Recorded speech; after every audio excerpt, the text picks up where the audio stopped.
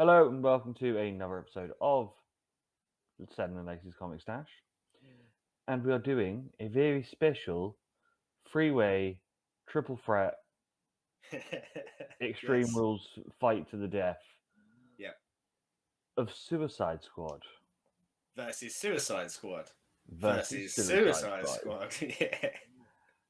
The I concept think is I think quite a over bit the meta. over the whole time, Chris, I think people know how bad our memory is. So if we're going to do a three-way match, we're going to pick the same thing, same name three times, aren't we? So it is the first run of 8 issues of the Suicide Squad From comic. 1987. The Jared Leto film, and then the James Gunn redo. And the gap for the films, what's it, 2016 for the David Ayer, I know you're going to say Jared Leto one, and then 2021, or was it Yeah, 2022? I can't remember when 2021. this latest one came out. Um, but before we go into that and what we're going to do with that, we're going to go to our corners.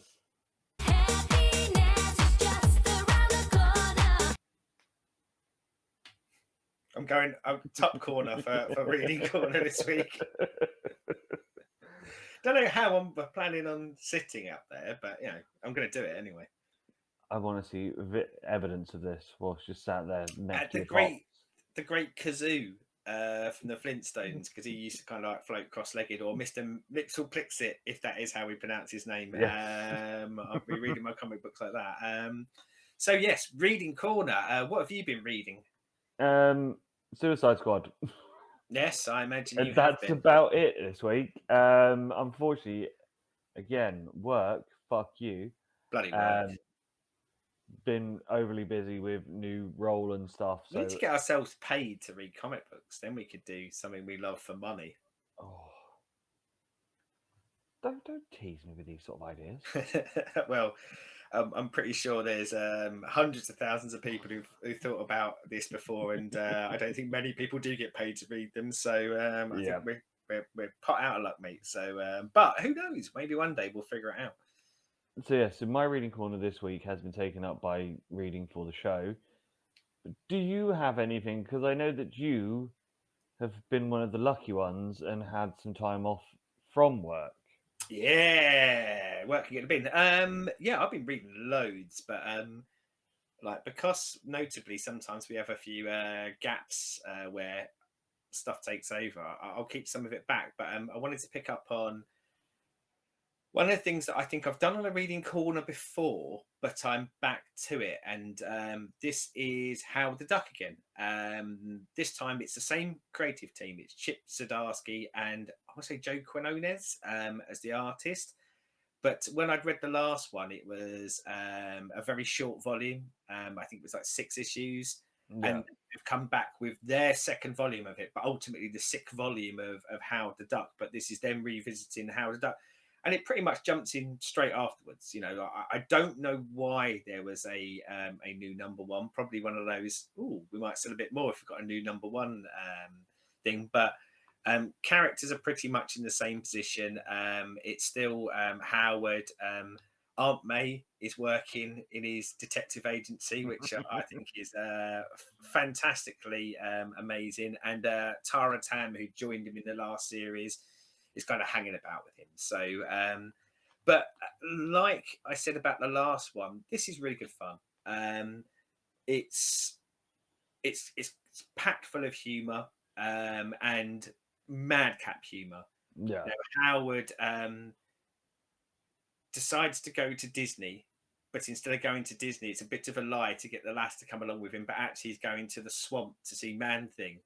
But actually, while he's there, he becomes the nexus of all realities, and then a kind of madcap adventure pings off of this, where everyone's trying to get hold of him because he is now the nexus of all realities, and inclusive of a move into something akin to the Infinity Gauntlet, but with different gems. That's not quite Infinity Gauntlet-esque. But yeah, it batters along at a lovely pace.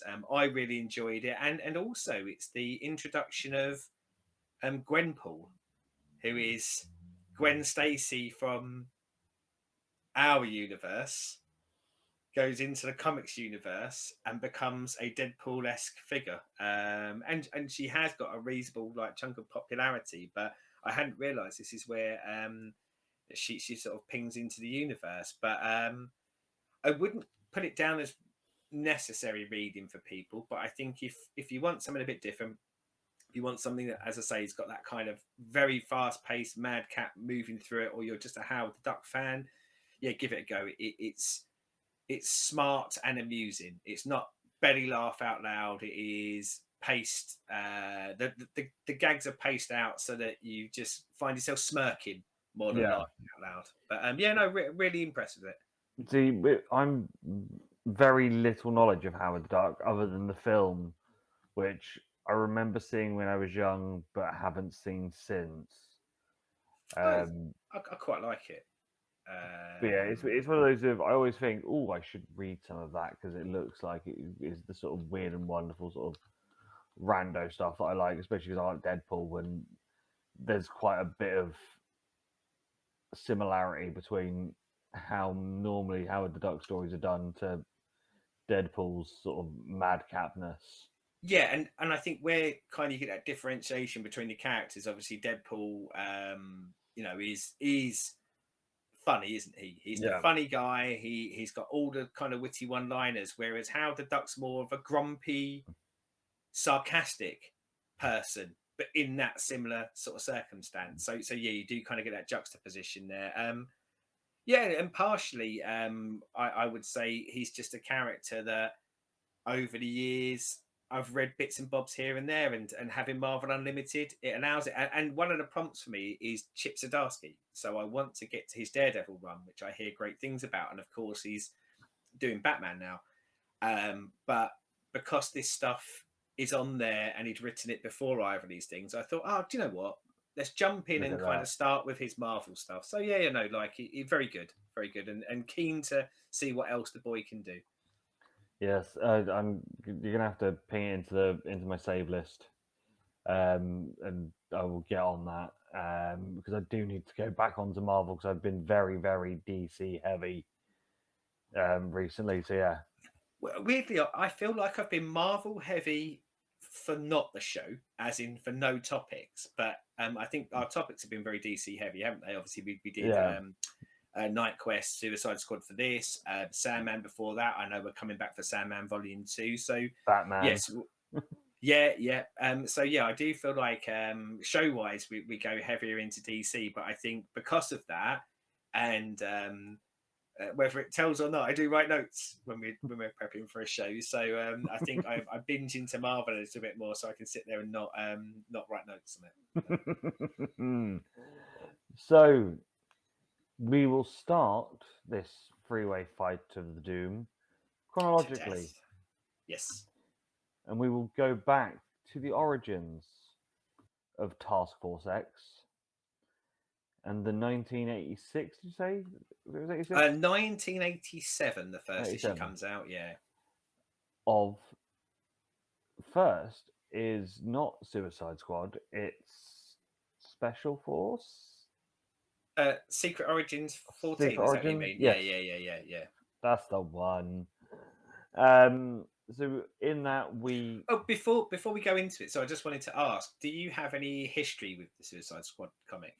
I picked up a few of the more modern ones. Yeah. Um, so with Harley and Croc, King Shark, Boomerang in there, um, Deathstroke sometimes being in it. Um, to sort of the more modern bits, yeah, I've read a few of those, but it's not been one that I've gone, "Ooh, I have to get into this." I I'm think it's almost the opposite end of the scale for you on that because I've read some of this stuff, but not read any of the new stuff. Although I feel like I might have read the first trade because I think I read the first trades of everything that came out in the new 52. So I think I probably did read something around that time, but I don't yeah, overly remember it. but yeah, this I'm used to more it being a little bit more madcap ish, a bit, all of them having a weird bit of crazy to them, Well, as part of Task Force X, and it not being as gritty as this early stuff well, is. I certainly think that's something we're going to pick up as we go from this to movie, don't we? Because I think Madcap goes that way, doesn't it? For very, Yeah. very swiftly as he moves through it. Interestingly enough, I've read, as I say, bits and bobs of this. I wasn't buying it at the time because I wasn't getting DC at the time, but I remember getting a couple of the trades out of the library many, many years later. But what I had read was the event that actually births Suicide Squad, which isn't in this trade, but it was the Legends event, and it was the first DC kind of big event that I'd ever read, and that's where Task Force X or the Suicide Squad comes from, and it's mentioned quite a bit in this volume. But yeah, as you said, for us, we join in Secret Origins 14, which looks at the Suicide Squad over the years. And one of the things that was really notable for me, not only in this, but when we get into the trade, is the difference in mentality of dating things by having famous people in it. Because in Yep. Secret Origins 14, we get Ronnie Reagan, don't we? And then later on in this, we get Mikhail Gorbachev. And I guess that makes it very, very difficult when you're trying to introduce this to someone now and they've never heard of these people because Yeah. they were not born when these people were in charge of countries. Yeah. That the first one was very interesting, as a way of building up what Suicide Squad is going to Yeah, be without actually, other than Colonel Flag, yeah, having fuck all to do with any of the characters that you get in the next book yeah. going forward, once they get their own series. It kind of sets up the concept, doesn't it? And sets up where the world is. Has a bit of a dig at the American government for outlawing the Justice Society of America in '51. Then you get Yeah. yeah, Rick Flag's origin and his links to Karen, who then features in a later story. But yeah, it is solely sort of focused on. Oh, well, I guess Amanda Waller gets I was gonna say some screen time, some page time, but it's kind of putting this in the universe as the universe is at the time. But yes, it's not the here's character A B C D E F G that you're going to see in a month's time. It is here is the concept of the team. Here is your main dude. Go. I Yeah. liked it. I really liked that Secret Origins 14. I thought it was a lovely little dance through um, a long period of time in the DC universe, but I think a lot of it leans into the real world. And yeah, I really think I did think it set a nice platter for what's to come in the next 8 issues. Yeah. It's very much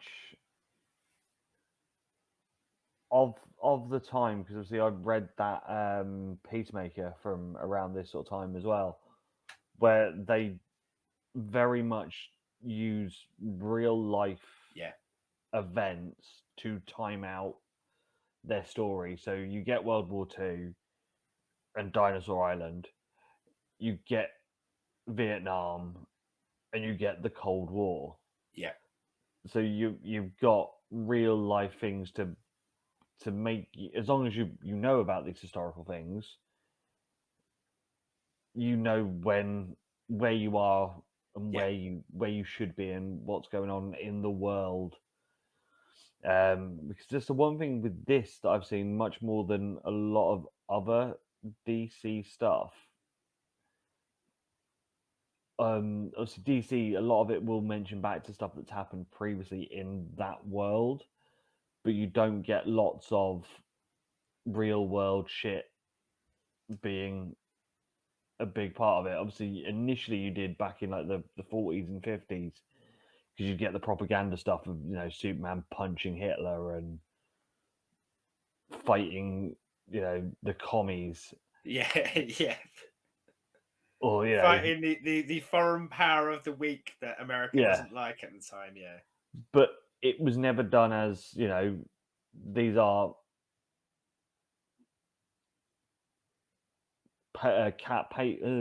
Put my teeth in.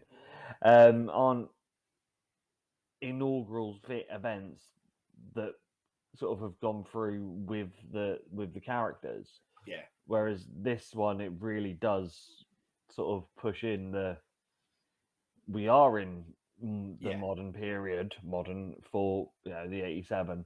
That the Cold War is real. Gorbachev is the big bad. He's real in this, isn't he? I Yeah, mean, like, I mean, you sort of say, I mean, like the writer John Ostrander. I mean, clearly there's a tale he wants to tell here. He wants to, in this fantastical world, bed it in real life problems, real life politics, real life situations, and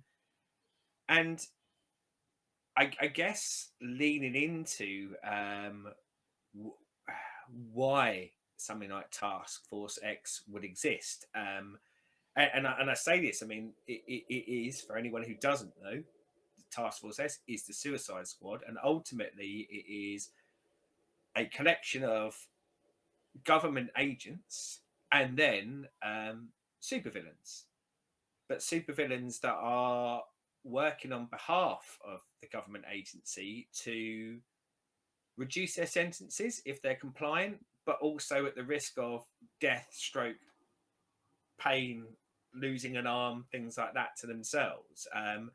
So effectively, I guess a bit of a nod to things like the Dirty Dozen. You know, these yeah, are that group who have nothing else to lose, so they're. And I think the truth of it is they're willing to do things that your superheroes wouldn't do, yeah, i.e., the jobs that Task Force X are being sent on are jobs that you wouldn't send Superman on because he wouldn't do it. yeah. Even if morally it does need to be done, it's not the way that he would want it done. So Yeah, yeah, and I think in this first volume, I think we start to tiptoe into morally should these things be done, but we're not quite smacked around the head with it. So I mean, like the first arc is, and here's where I have some iffy bits with it. Is the Jihad, a Karaki terrorist group, and as we say, it's grounded in real life politics at the time. But I would say that in some cases, it doesn't necessarily finesse or have sensibilities or sensitivities that maybe we are used to now. yeah, Um, However, I guess at the time, that would have been something that's very relevant, and it didn't massively impact the story for me because most of the story is about we said in that Secret Origins you meet Rick Flag. Well, here's where you meet the other cast of characters, don't you? You meet yeah, like Bronze Tiger, the Enchantress, Deadshot.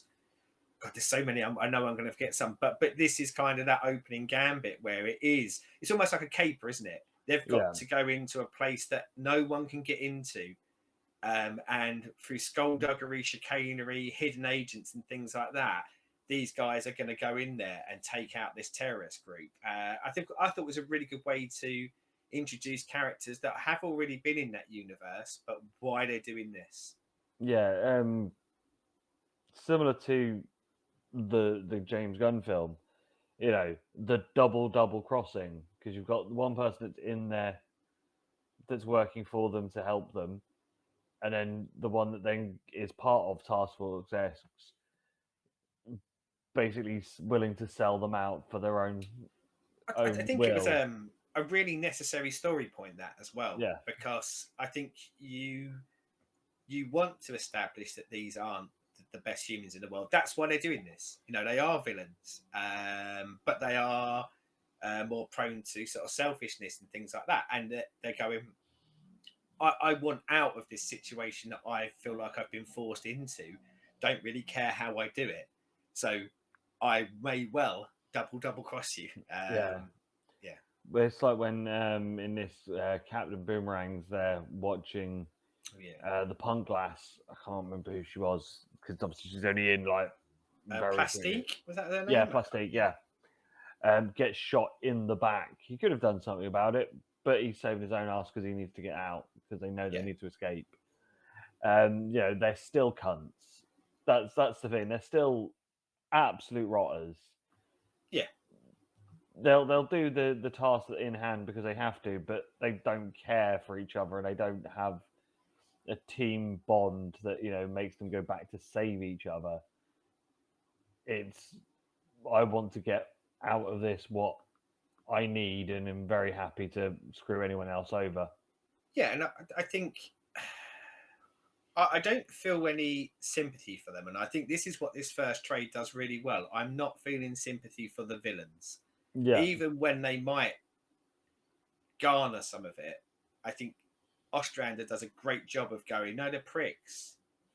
Certainly at this stage, like they're self-serving pricks. They've done horrible things, and the fact that the US government is asking them to do some stuff does not make them good guys, and also it doesn't make the US government good guys. In fact, if anything, it makes them very, very questionable, morally great, which is interesting for me because I don't think, and it's hard to go back with that lens, but I don't think many people were probably doing that much of this stuff in '87.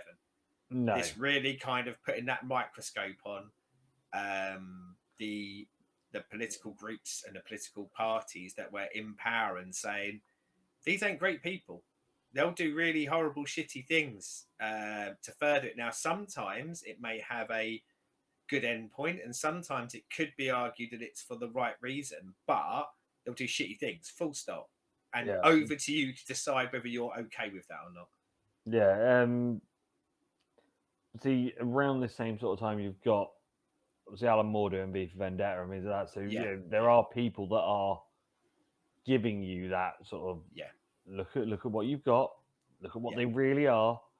But yeah, as you say, no one's really doing it in the States. Arguably, it's this era, isn't it, when superhero comics grow up a bit. And I think because you're spot on with Alan Moore, because people like Alan Moore were doing such a fantastic job of it, I think possibly things like this might have been left in the rearview mirror. Whereas I think, like maybe it deserves a bit more credit than possibly it gets for um, being. I'm going to go a bit braver and a bit bolder with how it tells its story. Yeah. The next chunk of story is they're off to Russia. You forgot the female Furies issue, which I really Oh enjoyed. yes, yes, the Dark Side and his Yeah, army of females. which does come off of, and I think I was thinking about it when I was reading it, and I was thinking for you, and I think they do mention it in there, but he's massively involved in the Legend storyline, so that's and one of the characters that is in the prison cell. Gilbert Godfrey is a really big player in that, so I could see that having fallen a bit cold. But I quite liked the fact that as much as they're Task Force X, and they're going to be off in the side in the dark a bit, they're still this kind of establishes them as being integrated in the wider universe, and I was quite pleased with that. And it was really nice to see Belle Reeve Prison get a focus, because I do think I do like it when a place becomes almost a character of its own in a series. Yeah. See, this one very cool with the fighting scenes in this because the the femme fatales, some of them are badasses, and And again, horrible, and yeah, equally willing to absolutely stitch each other up at any a drop of a hat, a moment's notice. yep, just to make sure they stay on Dark Side's good side. And yeah, and then off to Russia. No, we're No, not off to Russia yet. Then we go into the storyline about oh my god, why can't I remember his name? William Hell. yes, I Yeah, really like this one. I completely forgot about it. I yeah. think it's Well, I because mean, I've literally finished reading it today and yeah. like just hit like all the Russianness up. Well, Um, well, again, like this one stood out for me. You know what you're saying about like the politics, and don't get me wrong, we're going to get into that a bit more when we get to the Russia one. But this one being like the founder of like a racist organization, isn't it? And again, it's probably stuff that a lot of comics at the time weren't even daring to go near. We're probably a lot more commonly see that sort of stuff touched on now. But no, I thought this was fantastic, and it's Yeah, almost like, what if a really horrible, scuzzy version of Bruce Wayne decided to do something and use it to further the his clan. horrible, his horrible clan-esque agendas. Yeah. Yes, I liked this one. William Hell as a character, as a character design is interesting because he's like, Yes, yeah, it looks like he should be, some sort of executioner from the 1400s. yeah, Um, and the whole overt racism early on of only these black kids were part of this robbery. You white yeah, boys run away and go to this meeting. yeah. Join my Aryan Empire. Yeah. Um, Well, and for me, I mean, like, it is a superhero comic, fisticuffs and all that. But I love the fact that the agenda and the mission was to expose him. yeah. So to show the world that this guy's a racist, rather than bish bash bosh traditional superhero fare. Yeah. We get the William Tell moment of shooting the Yeah, apple from the head, um, which is just great because Deadshot comes in dressed as William Hell at the rally, yes. and then Where do you in, get that? Where do you get a second version of that costume from? I mean, that's really lucky if you walk into a clothes store and go, brilliant, they've got just what I need. this medieval attire, wonderful, Yeah, done. But yeah, no, I really like this one, and I'm kicking myself that I forgot about it. But yeah, it's only a one and done for an issue as well, which yeah, comes yeah, in, tells what it needs, has a purpose and a point, and it seems as though, I mean, if this had gone over 2, 3 issues, it may have started to get a little bit. yeah. Oh, yeah, not what they're trying to say is obviously is that, but there are a few bits in some of the earlier ones, and especially in the Russian ones, where there is that slightly racist undertone that 80s stuff sort of gets away with because Oh, that's where we yeah. were in the 80s. The language used, even in trying to tell a story, is stuff that I wouldn't use now. Yeah, And like, I do, um, maybe wince a little bit when I kind of go. It reminds me of a time where certain terms were so casually used as descriptors that, it can be a little bit painful, but but I give it a slight out because I feel like at its core it's not gratuitous, and it's actually trying to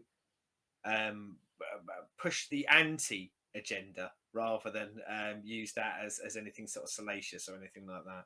yeah. It's said obviously I brought it up when I was reading that old Peacemaker one, Yeah, yeah, that some of the language in that, and I was like, ooh, yeah. this doesn't age well. No, And yeah, this has those few moments where it's just like, ooh, that's a little bit. And I think if the William Hell thing would have gone over 2 issues or 3 issues, yeah. we'd have very much got that. Ooh, Well, you no. I know I am actually going to let you talk about that Russia storyline in a minute, but that's what I quite liked about this. You had a two-parter, then two sort of single issue stories, then a three-parter, then a single issue story, and I quite liked rhythm-wise how that is. I think I've become so indoctrinated in the last decade of everything's done in 5 to 6 issue bundles, Yeah. or 4 to 5 with one single issue, maybe breaking it up. And it was quite nice to go back to a time where maybe you had a few more single stories. So yeah, I was quite enamored with that. Yes, I did like that. Yeah. And now No, no, no, it is. It is. I'm joking.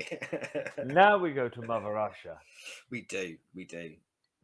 Um, and of all people, the one that I didn't expect to see, Mr. Cobblepot, uh, Yes. becomes part of the team for this. Oswald there with his fag and his monocle, and was like, feel at home now. It's a lot more old school Penguin as well, isn't it? And I know Yes, that's because it was written in the 80s, but it feels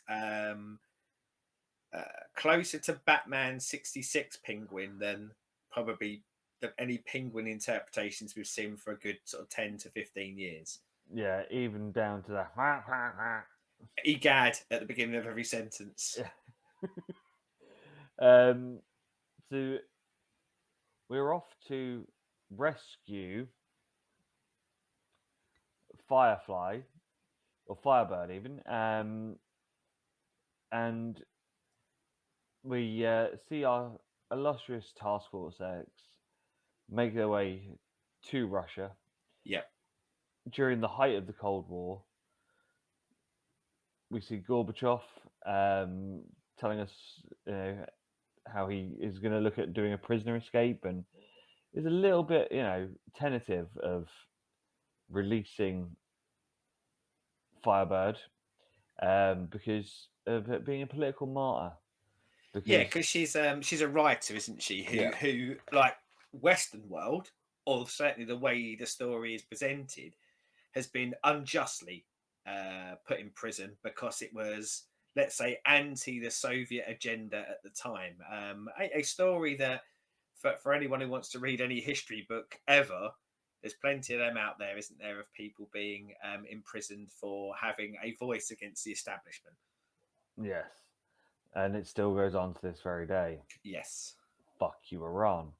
Well, and again, I mean, like, sorry to jump in over this and ahead. Like, we said about some of the clunkiness in maybe some of the writing and the clunkiness in some of the terminology used, but I think that's one of the telling things when you, especially when you read this story, is still going on today.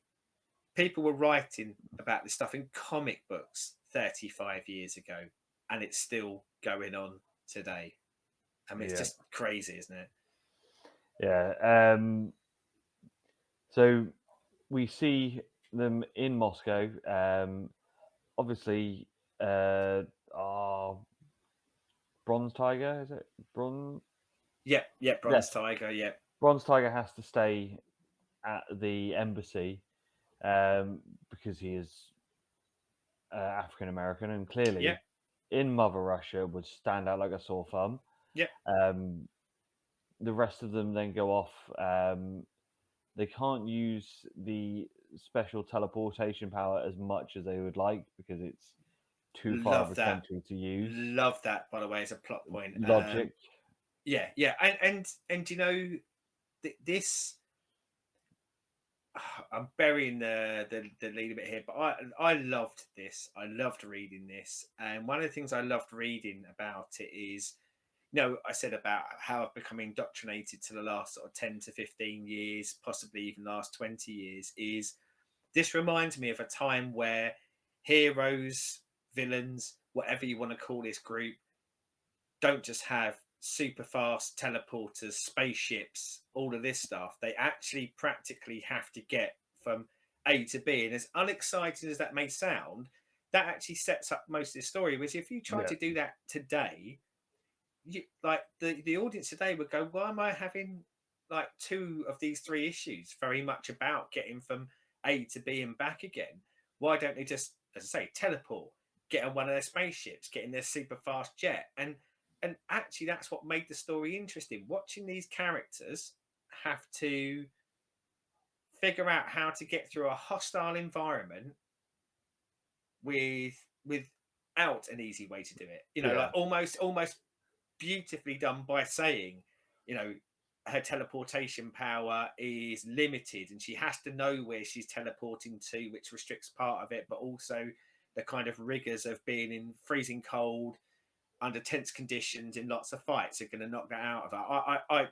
I loved the attempts at bringing reality into the story. Yeah, and I also love the sort of trading places vibes of them having to dress up to get on the train, Yeah, and Penguin becoming a monk, a blind deaf monk, um, egads.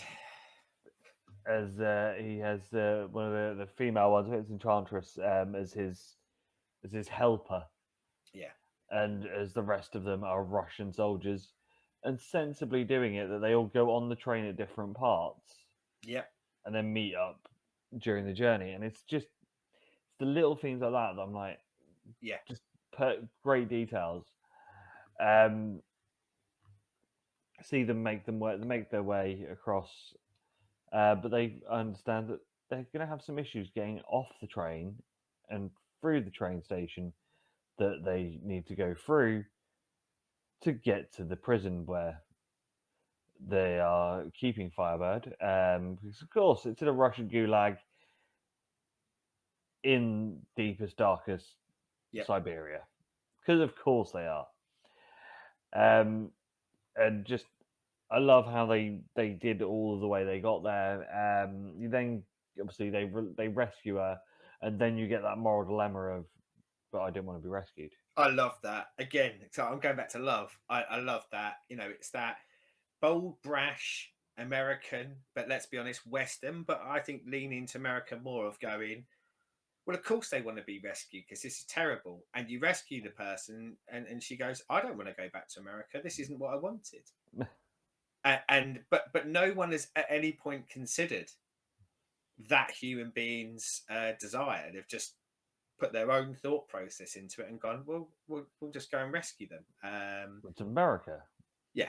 But I mean, as she says, now that you've done it, I have to go with you because I can't go back in there Yeah, because they'll assume I was involved. So thank you very much. You've just actually ruined my life to a degree. They could argue like being in prison, but you know, she says my agenda was to try and make change. yeah, And part of that change was the fact that I was being kept as a political prisoner. You know, my movement was growing because of that. And now it isn't. And you'll take me off to America and what I said and what I wrote will be forgotten. Yeah, brilliant. Absolutely brilliant. and then we have the fun of them trying to get back to Moscow. Well, Again, because they do, and I think we'll maybe have a quick rundown of what we think about the characters maybe after we do the story in the next one. But this was kind of I'd say a bit of a coming out party for the June Moon Enchantress character, wasn't it? Because she kind of messes it up. She goes full evil and causes an explosion because they were trying to surreptitiously move in and out. And then Deadshot has to shoot her, but wings her in such a way as just kind of knocks her out and things like that. And I think it was a lovely little bit of going. They're showing that not only are these characters not necessarily always good, but there's some reasons why they might be flawed, and this may lead to conflicts down the line. yeah, um, it just sort of gives that extra little bit of, they're saving at this point. They're still just doing it to save their own skin, Yeah, yeah. but there's that sort of sprinkling of, oh, are we getting a team here? Are we getting a little bit of teamwork together? Camaraderie, yeah, Yeah. yeah. So yeah, so they managed to make their way back to Moscow, get into the embassy to find out that the US hadn't sanctioned any of this. It was all done on bad intel, Yeah, and they've got half an hour and they're fucked. yeah. And then hijinks as they all kick off a bit of each other of what the fuck they're going to do. Yep. They go and find a American tour group, thanks to Pretend to be Penguin, Russian, don't they? And say they're arrested, steal all their clothes, and then and their bugger off as that tour passports. group. Yeah. Yeah. But Which is not what you'd, again, not what you get now, would it? Like, no, you go, oh, they're in an embassy in Moscow. Oh, it's fine. Just send, if you're an Avengers, send the Quinjet, send Superman to go and get them. But no, they have to work their way through it and have to do some morally ambiguous things. Because I mean, ultimately, you could argue that they're potentially putting that like group really into danger because they're now stuck in Russia without their identity, without their papers and things like that, and they potentially could be fingered for facilitating people escaping Russia. So yeah, a bit of that selfishness of kind of going, our mission is paramount, our safety is paramount, and almost bugger the consequences. Yeah. We also then, I think, just before this bit, we see the Russian superheroes, The people's, oh my god, what were they called? The the people's Russian heroes. Star. No, the Russian Stars. Oh, sorry, I don't know where I got from. I kept thinking the People's Front of Judea, which I know it's like from No, Brian. it's the Popular People's Front of Judea. Splitters. Judean People's Front Splitters. Yeah, yeah. I mean, you get throughout this a lot of like the little stars which say, as seen in this issue and this issue. And I did notice around there is they kind of mention backstory, and there are a few of them that say where they've appeared elsewhere in it, but they weren't a group of characters that I had any familiarity with going into this. Yeah. So I've never seen them prior to this or after this. They very much stink of something that Superman would go and fight against Yeah, yeah, in sort of Cold War level, Red Superman that I know comes out around this time as well. But yeah, no, we get a massive scrap because of course you've got to yeah. have at least one.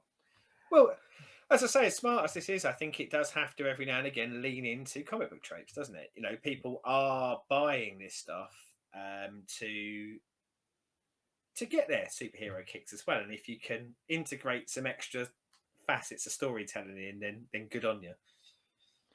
Um, really like that because there's the one big lad that takes like two of them on his eye.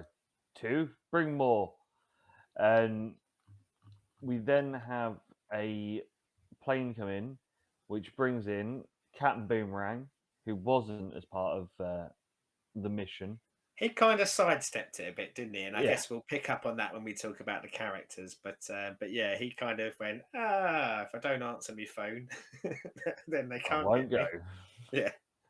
But yeah, he comes in and helps makes the save.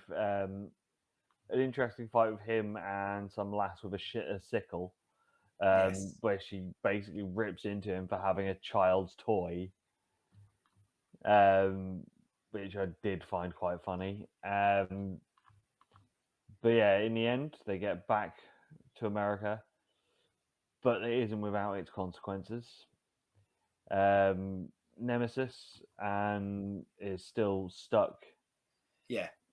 Which in I'm Russia. presuming is going to come back. I presume that's a plot point that's put there to pay off later, hopefully. Yeah, and um,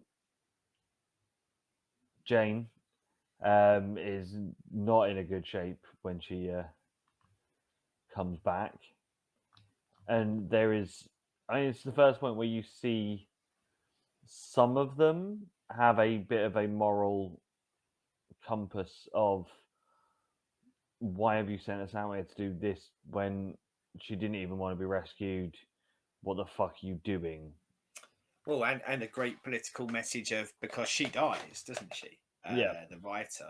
And you get Gorbachev at the end kind of going, well, we failed because she now is going to be a martyr for her cause. And I thought great to touch back into that and touch back into it on that psychological and political level rather than just the villain at the end going, oh, drats, or yeah, something a bit more kind of generic. no more get you next time gadget. Yeah, yeah. And then the last one, lots of psychological profiling Yeah, it's and this one of the backstory. doctors they've got on staff, Yeah, on staff, isn't it? Simon Legreve, and I hope they do this more. I don't know, but I hope this is something that happens again in it because yeah, again, love this issue. He can't sleep, can he? So he's kind of going through his his personnel files for a lot of the people who have been in Task Force X up until now, which leads to us seeing kind of his interpretation of it and some, I guess, flashes of backstory and fleshing out some of the bits about the characters. Yeah. I really like this, and so it's one of those things you said there. Like you could do it. I think you could do this every 12 to 18 issues. Yeah, Just have one where they go over beats of stuff that they've been through in yeah, that period.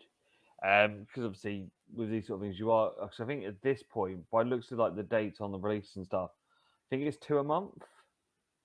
I think these were could coming be, out could be. I'm not fairly sort of sure. Yeah, regularly. So it could be one of those where you miss a couple of issues and it just sort of gives you, oh, they've been off to Russia, they've been off to fight Darkseid, or they've done this, or they've done that, and what has it caused them mentally, or yeah. where?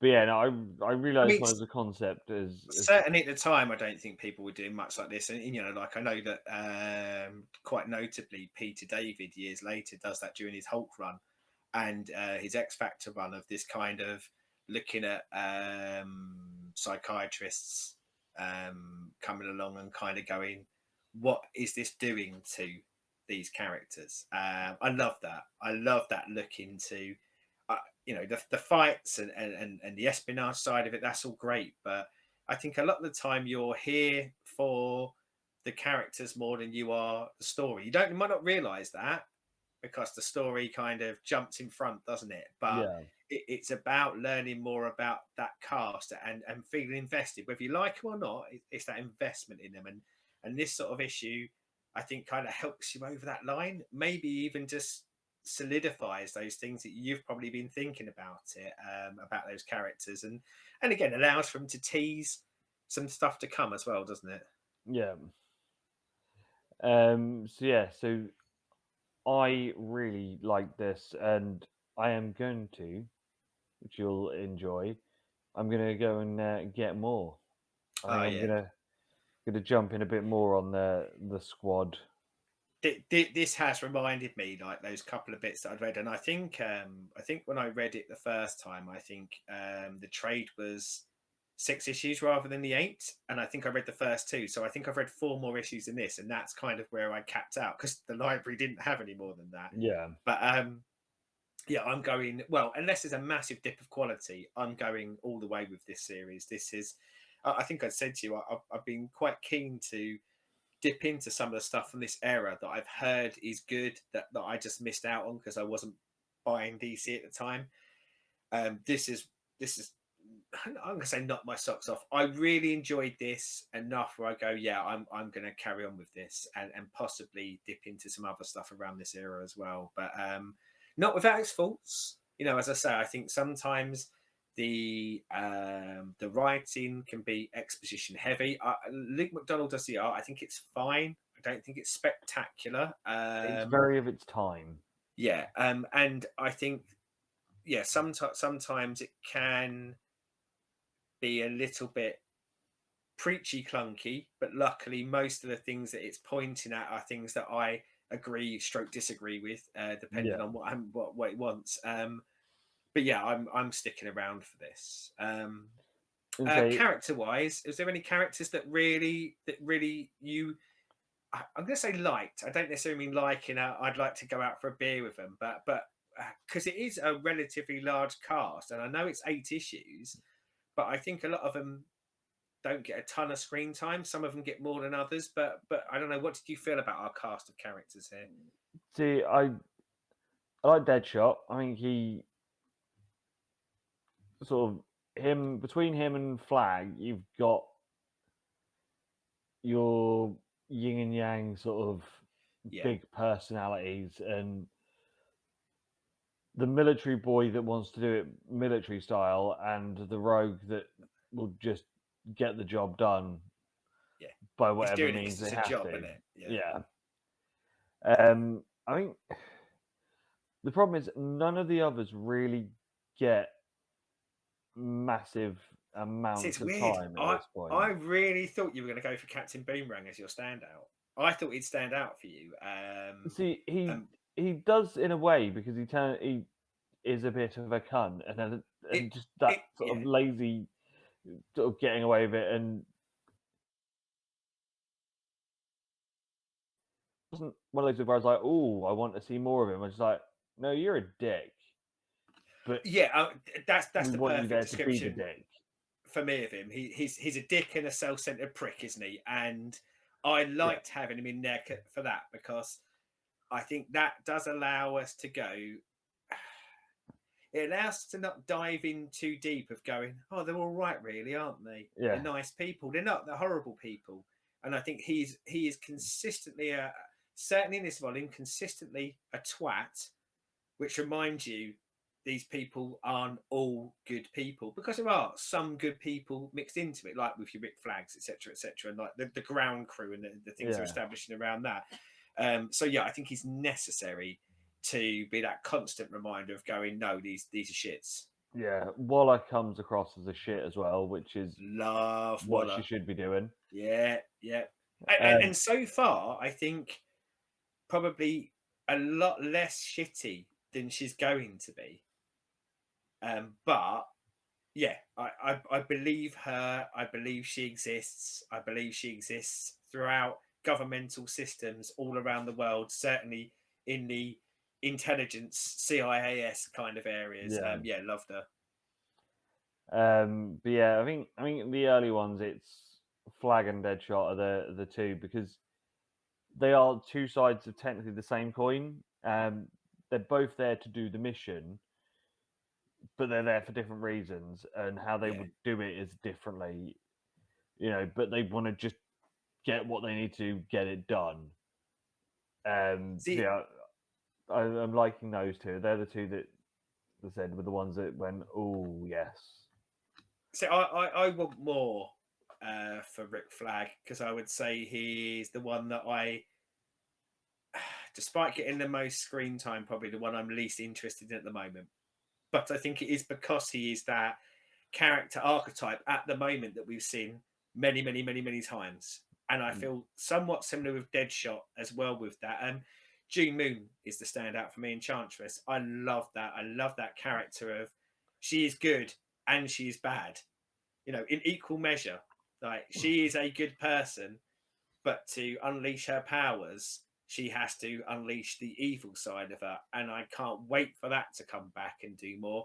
And the one that I really liked, but it was mainly off that Russia storyline was Nemesis, and as I say, in Russia right now, in the story, but I can't wait to see what happens with that. But yeah, really, it, whilst not being necessarily fleshed out to the degree that I think maybe more modern comics and more modern writers do a bit easier these days.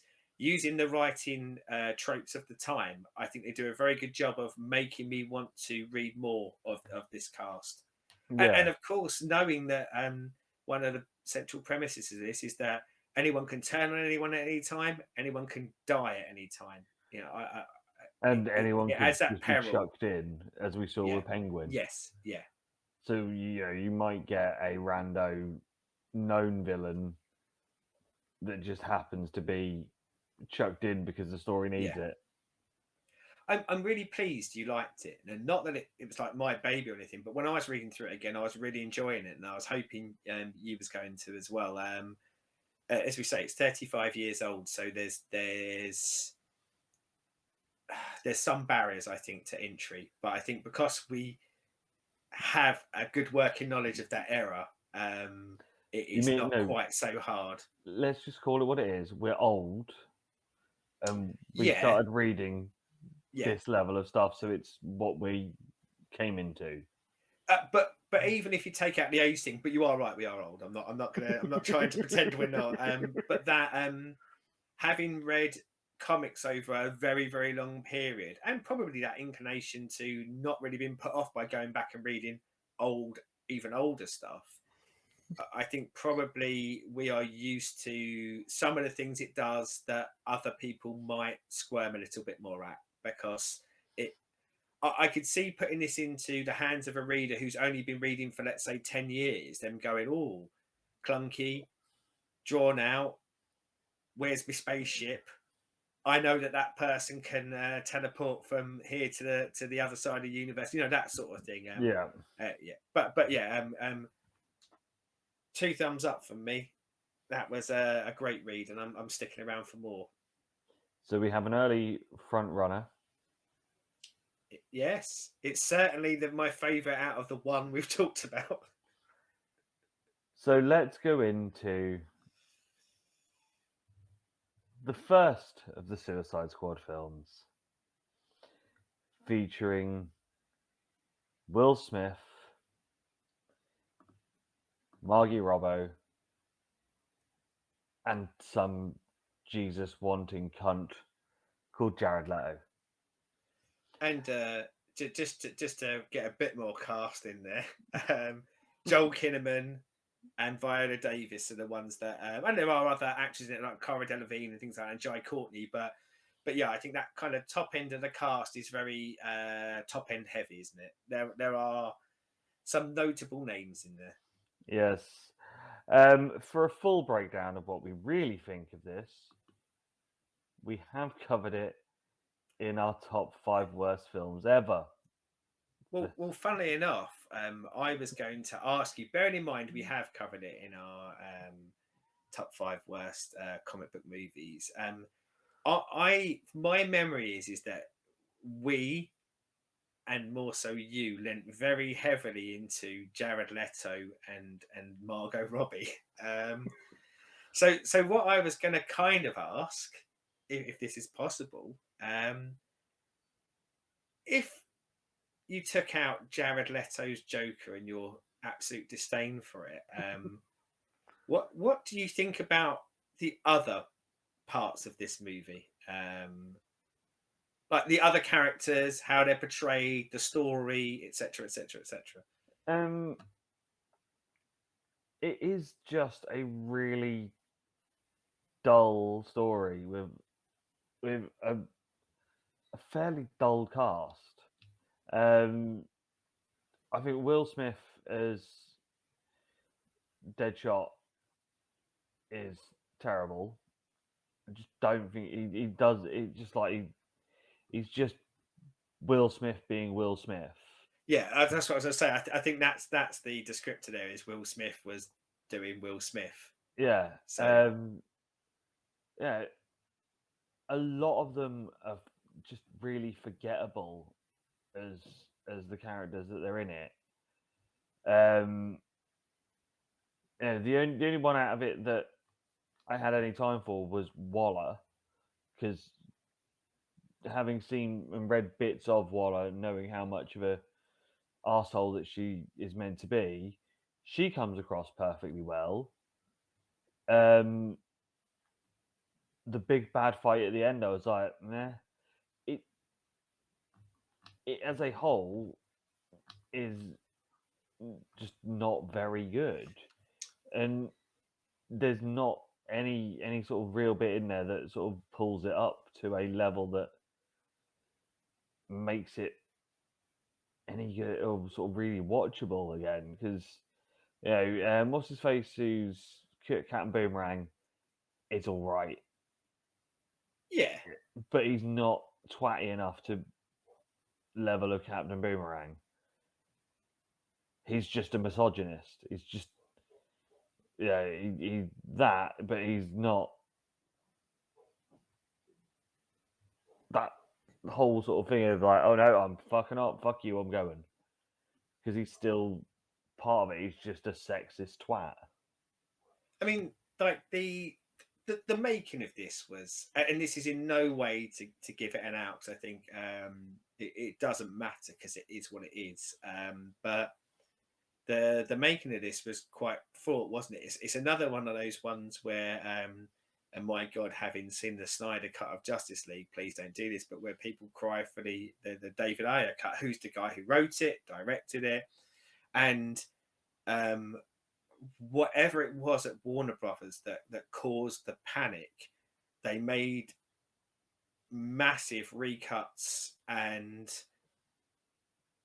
I don't know whether there's ever or would ever be a good film in this. I don't know. I don't think so. But one of the things that is particularly problematic with it is it doesn't make sense because they Yeah. recut it, and I imagine he was a bit annoyed by this. And scenes are then placed back into the movie out of order, therefore making whatever semblance of a story they were going to have make no sense. So Yeah. I think that's a contributing factor to a large degree. But um, why did a Suicide Squad exist in this movie? There is no reason. And that is where it starts really badly for me, and probably murders the movie straight away. That there is no reason given. So we go back to what we just said about the comic book. You know, it's established that this is being done to take on jobs that no one else would do, that probably the government wants to be able to disassociate itself from very, very quickly. Layer that in early, you buy into it. But they Yeah. seem to really want to sell you on this idea that they have specifically been brought together to do something. And as you find out later, it's to rescue someone from a city when things are going really bad in the city. And then you get this amazing twist where it's actually Waller that they're going to actually rescue. And you go, well, the bad guy doesn't exist at this point, so you Yeah. wouldn't know you needed a team to go into a city to rescue you. And if you did, you wouldn't go into the city.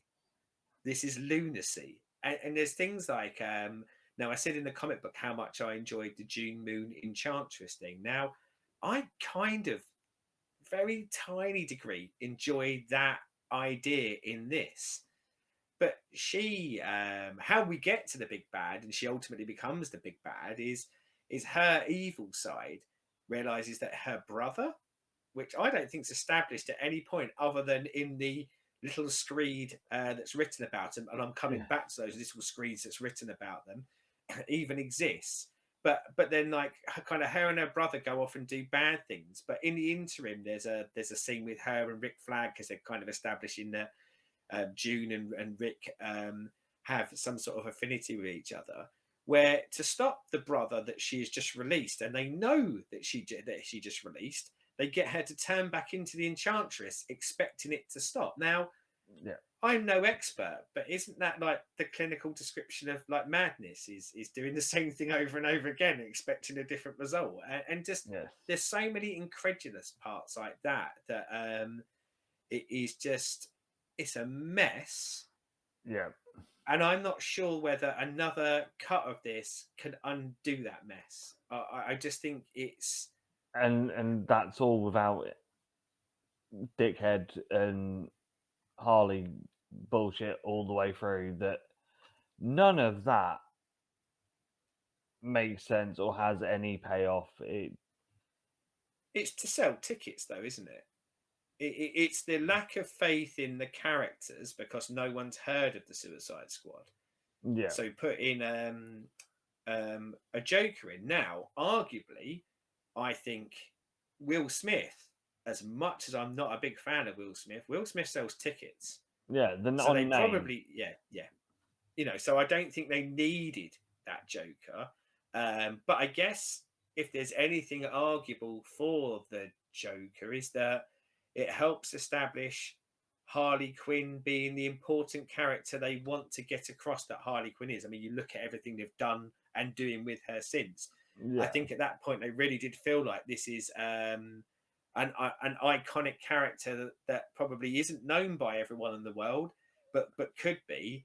But them feeling like they needed to push her over the edge a little bit by having a Joker alongside it. But yeah, you're right. Joker's just an ancillary bit of story at that point, probably to flog a couple of tickets, and isn't important to the plot. And I use the term plot very loosely. And and if anything, just they're unnecessarily long scenes that shouldn't be in the movie. And also glorify an abusive relationship. Yeah, yeah.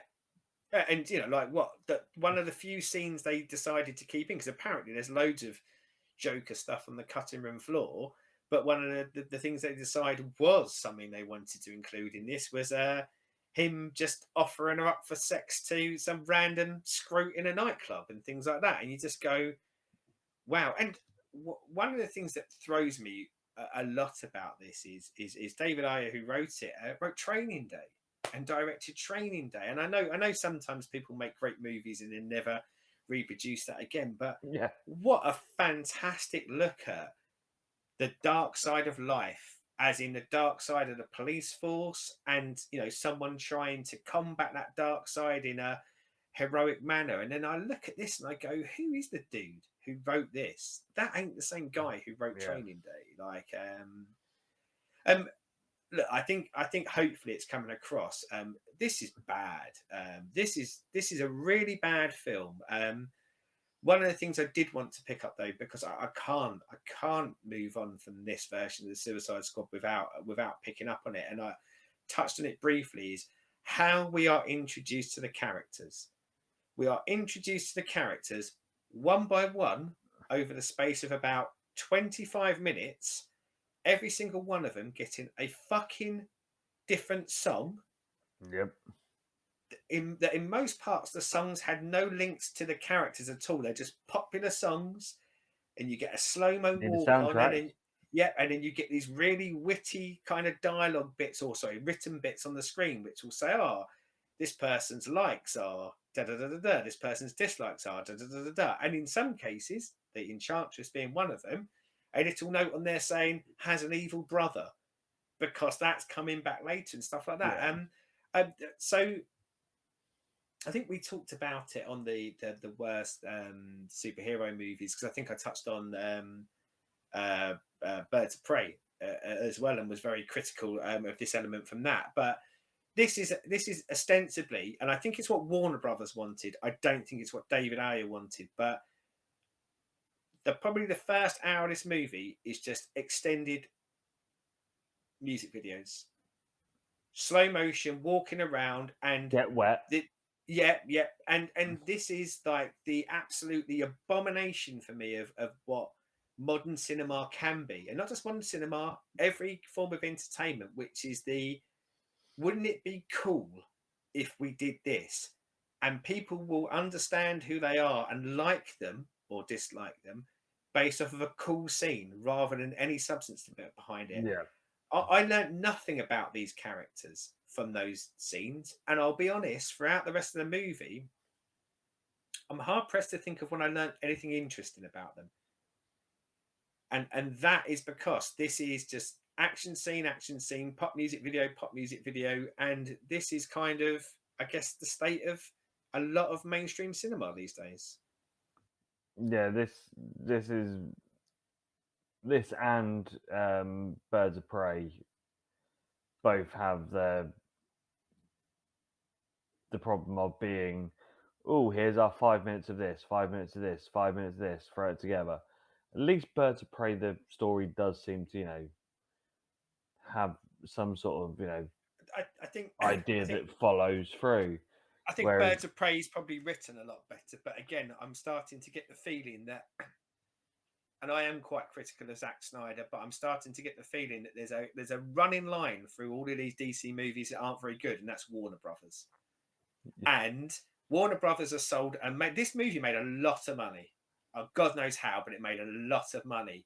So I think they do know how to sell tickets, but I don't think they know how to make a good movie, and I don't think they know how to then retain an audience, other than an audience that is only wants I, pop videos, and no character development. yeah, I think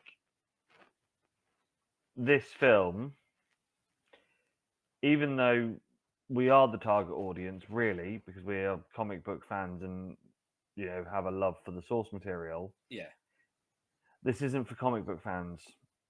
no, This isn't for people that have interest in random characters from random issues of comic books that you see, characters you see every so often.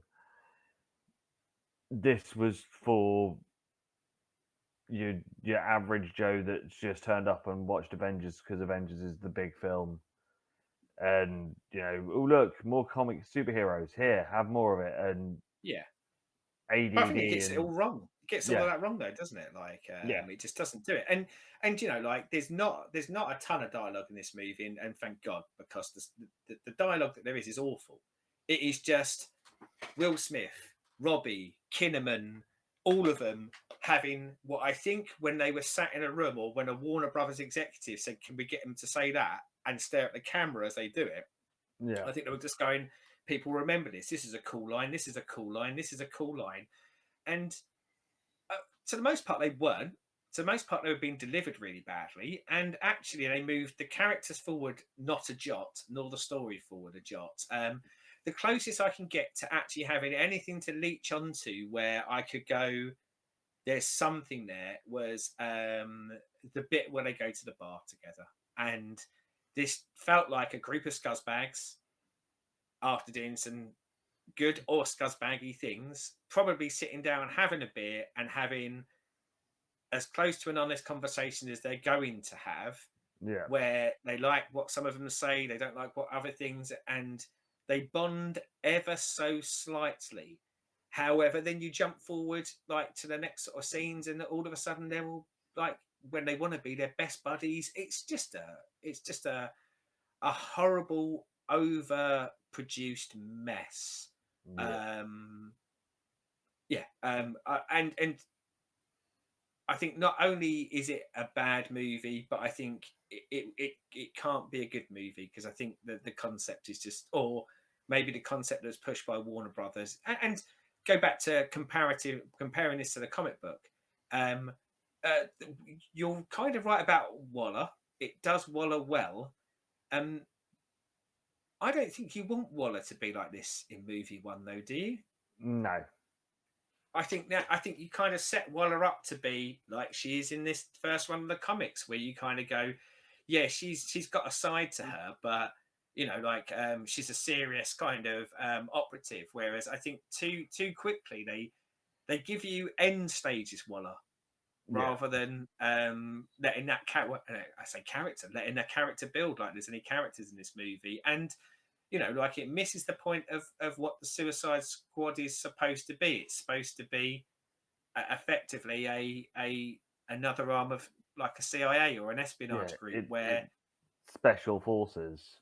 yeah, and you're sending them in to do the things that the other heroes wouldn't do, because they are moral grey areas. Whereas this, Yeah, they just sent them into, well, they sent them in because it was their own mess anyway. I mean, if you hadn't yeah, actually put the bloody group together, you wouldn't have any shit to sort out anyway, you idiots. But yeah. yeah, terrible, So absolute garbage.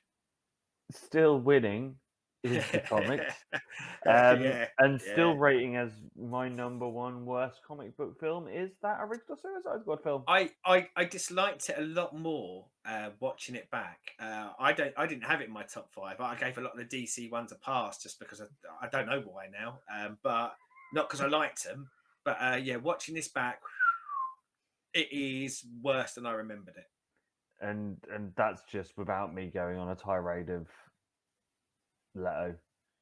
So let's cleanse our palates and see what a good director and good writer can do with this crazy cast of characters.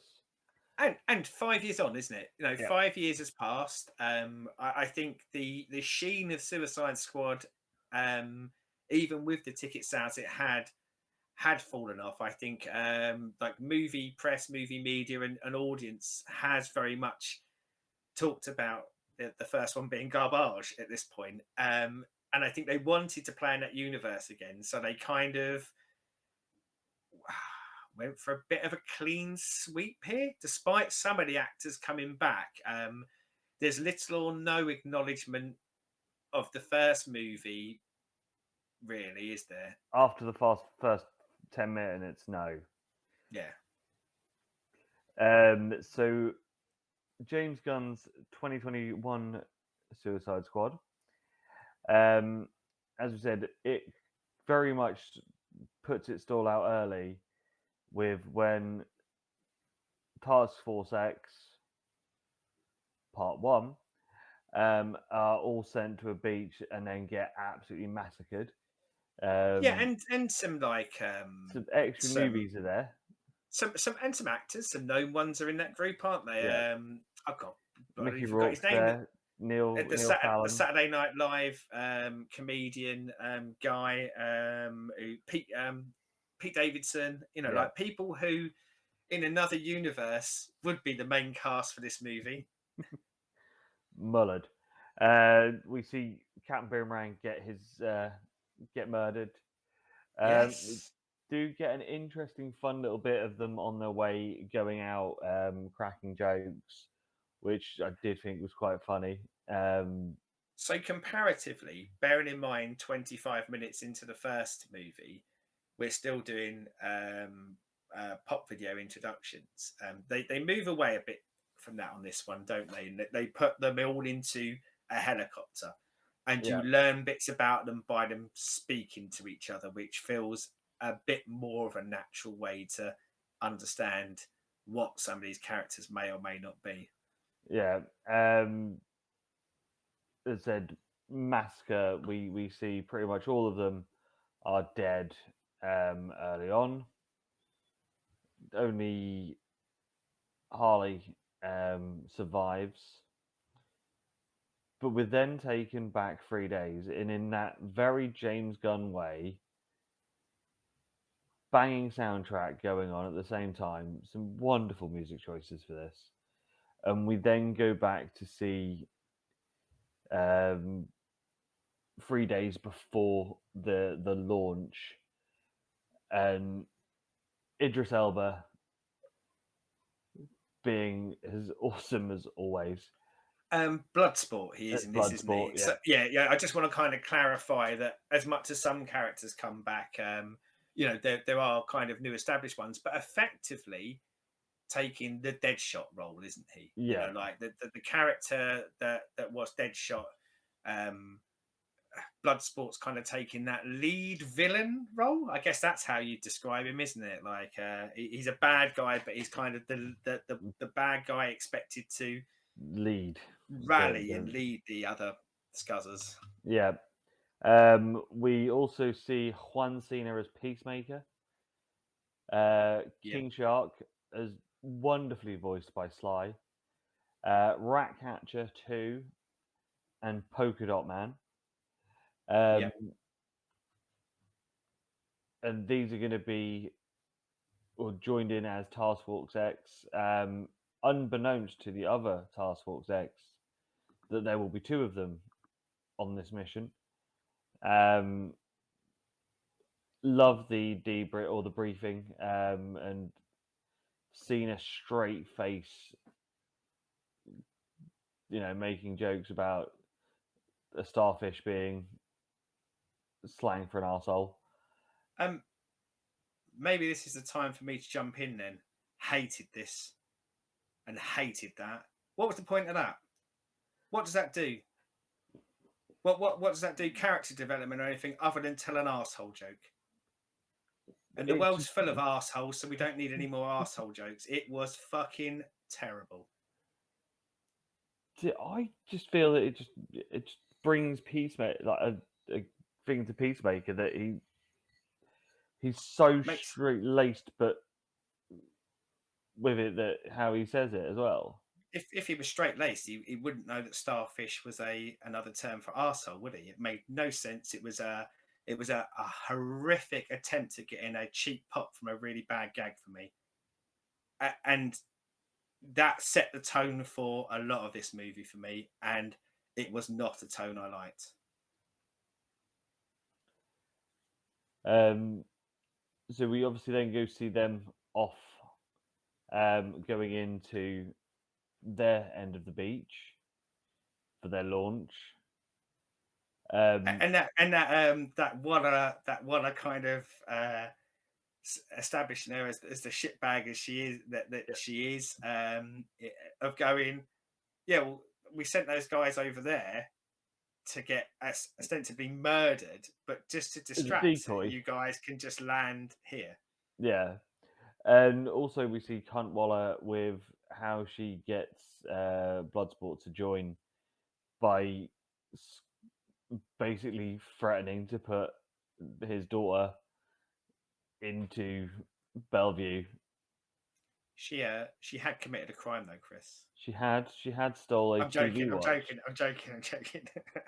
It doesn't. which is You it's just shouldn't go too into opposite of a uni. yeah a villain's prison for that. I'm joshing there. So yeah, they're on the island, making their way through. Going to they're supposed to go to a facility called Jotunheim, aren't they? It's Yeah, a scientific facility that is that has Peter Capaldi's thinker there, and they are going to destroy the facility because this country is developing something that the US doesn't want them to have. But it's kind of a little bit of mystery behind it. I can't remember what they're called. Project something or other, isn't it? Project Starfish. yeah, Yeah. So they know they've got to do that, and because it is a country that doesn't hold any like love for the US, that's why they're sending in this black ops group effectively to do yeah. it. It think Cuba Yeah. and the missile Yes. crisis. That's basically the vibe of what's going on. They were a peaceful country. Now that the original rulers have died, it's now been taken over by a dictator. And yeah, these dictators don't like the Yanks. No. We start getting the bickering between Deadpool, or not Deadpool, Bloodsport and Peacemaker on who is the better marksman. And Well, I think something that I'll come back to later that sums up a lot about this movie to me is they do the description of Bloodsport, and he's there because he's unique, and then they do the description of Peacemaker, and it's exactly the same description with the exact same words, and because he's unique, and they even mention it in the movie. And I think I was supposed to go ha ha ha. Instead, I went, so basically you're shitting on your own movie because yeah, why do you have the two of them? Makes no sense. What is the point of both of them being there? Just to get a ha ha ha moment that isn't very funny? I'm asking you, Chris. Tell me why they're both in the movie. I This is on didn't you write the now. This is comment. on you. No, you wrote it. You wrote it. I'm convinced you wrote it. I again, it's very similar to when you look at the original book. You've got Flag and Oh Pete, yes, same but same the side of but the the same original coin. the original book doesn't try and make a joke out of it and kind of go ha ha ha. Isn't this funny? No, it's No, it not. doesn't. But So don't point at it to try and score brownie points for a cheap gag. we then get the killathon, where they go into the little village and just murder fucking everyone, and then we find out that they're actually were freedom fighters and Yeah, they not murdered a load of innocent people. Isn't that funny? the bad guys. That's what they're meant to do. No, they're not. They're bad guys who are supposed to be going in and doing something good. That's the point of it. But I cease to think that a scene of these bad guys murdering all of the freedom fighters that is then kind of laughed off in a bit of a ha ha ha moment. It's not funny, is it? It's not funny in the slightest. It's trite and it's terrible attempts at scoring brownie points at humor when it doesn't make sense for the plot. Why did they kill all those people? Why were they sent to that village with the instruction of going, you need to take these people out if that's where the freedom fighters are? Give me a Because they plot point get that well, makes sense of the that. reason they go there though is because they need to go and rescue Flag. So they But they think, don't need to. But that's the thing. They don't need to go and rescue Flag because Flag doesn't need rescuing. So but why they were they don't sent to know that rescue Flag? But why do they assume he needs rescuing? Why didn't Flag speak to anyone? It's a setup for a really bad gag. We're supposed to go ha ha ha. Isn't it funny? They killed all the good guys. That isn't funny. I liked it. Yeah. They then make their way into the village, and we have them go into the strip club. where they see the genius. Yeah, he likes that club, doesn't he? Yeah. He's a big fan of that strip club. Yes. And the local military come in looking for the Americans. We then get a scrap, and you then see them go out the side door, getting away out. Rat catcher using a rat to help them escape, and then we have a car crash. Also, at this point, Harley's back in. Harley ends up romantically going with the dictator to then kill the dictator, and Yes, then goes on a but murder spree. takes time out in her day to mention how lovely his penis was, though. Yes, and then does a long murder spree, which I was waiting for it to rain in there or some sort of water to come out, because Oh, that's we get that later. usually That's coming up usually soon. what we Don't you get at worry. those scenes Yeah, with yeah. No, Harley. they're saving that for about 5 minutes later. um, they then obviously all get back together. They rescue, or they say rescue Harley. Harley basically gets herself out of the jail that she's in, to then meet up with them outside. Says she'll go back in to let him rescue her Yeah, because they've made she such an felt effort. so heartfelt that they actually bothered to come and rescue her. Exactly. We then go to Jotunheim, and they go to take down the facility, and this is where we get some rain. Yes, a lot of rain. It goes from a beautiful Caribbean island to like the north of Scotland, I, heavy rain levels. I'm going to give James Gunn an out on this bit because there's so much rain that I felt like that was him poking fun at the use of rain in other DC movies. Because in no universe anywhere does it ever rain that heavy, and I feel like that was him being a bit Taking the meta. piss, yeah. Yeah, I'm gonna get. I feel like that's what that scene was for, because they And actually use it, don't they? To yeah, like the bad guys can't see him coming because there's so much rain, it obscures their vision. And it felt to me, because it was so sudden and thrown in there, that this was that kind of nod to the audience to go, yeah, I get it. I'm coming to this place where they constantly have rain. Let's make a bit of a gag out of it. That's what it felt like to me, anyway. yeah, and also Margot has a little moment of going, "Oh, I love rain." Again, Yeah, seemed quite a meta sort of. yeah, yeah. Oh, I have to have my wet scene.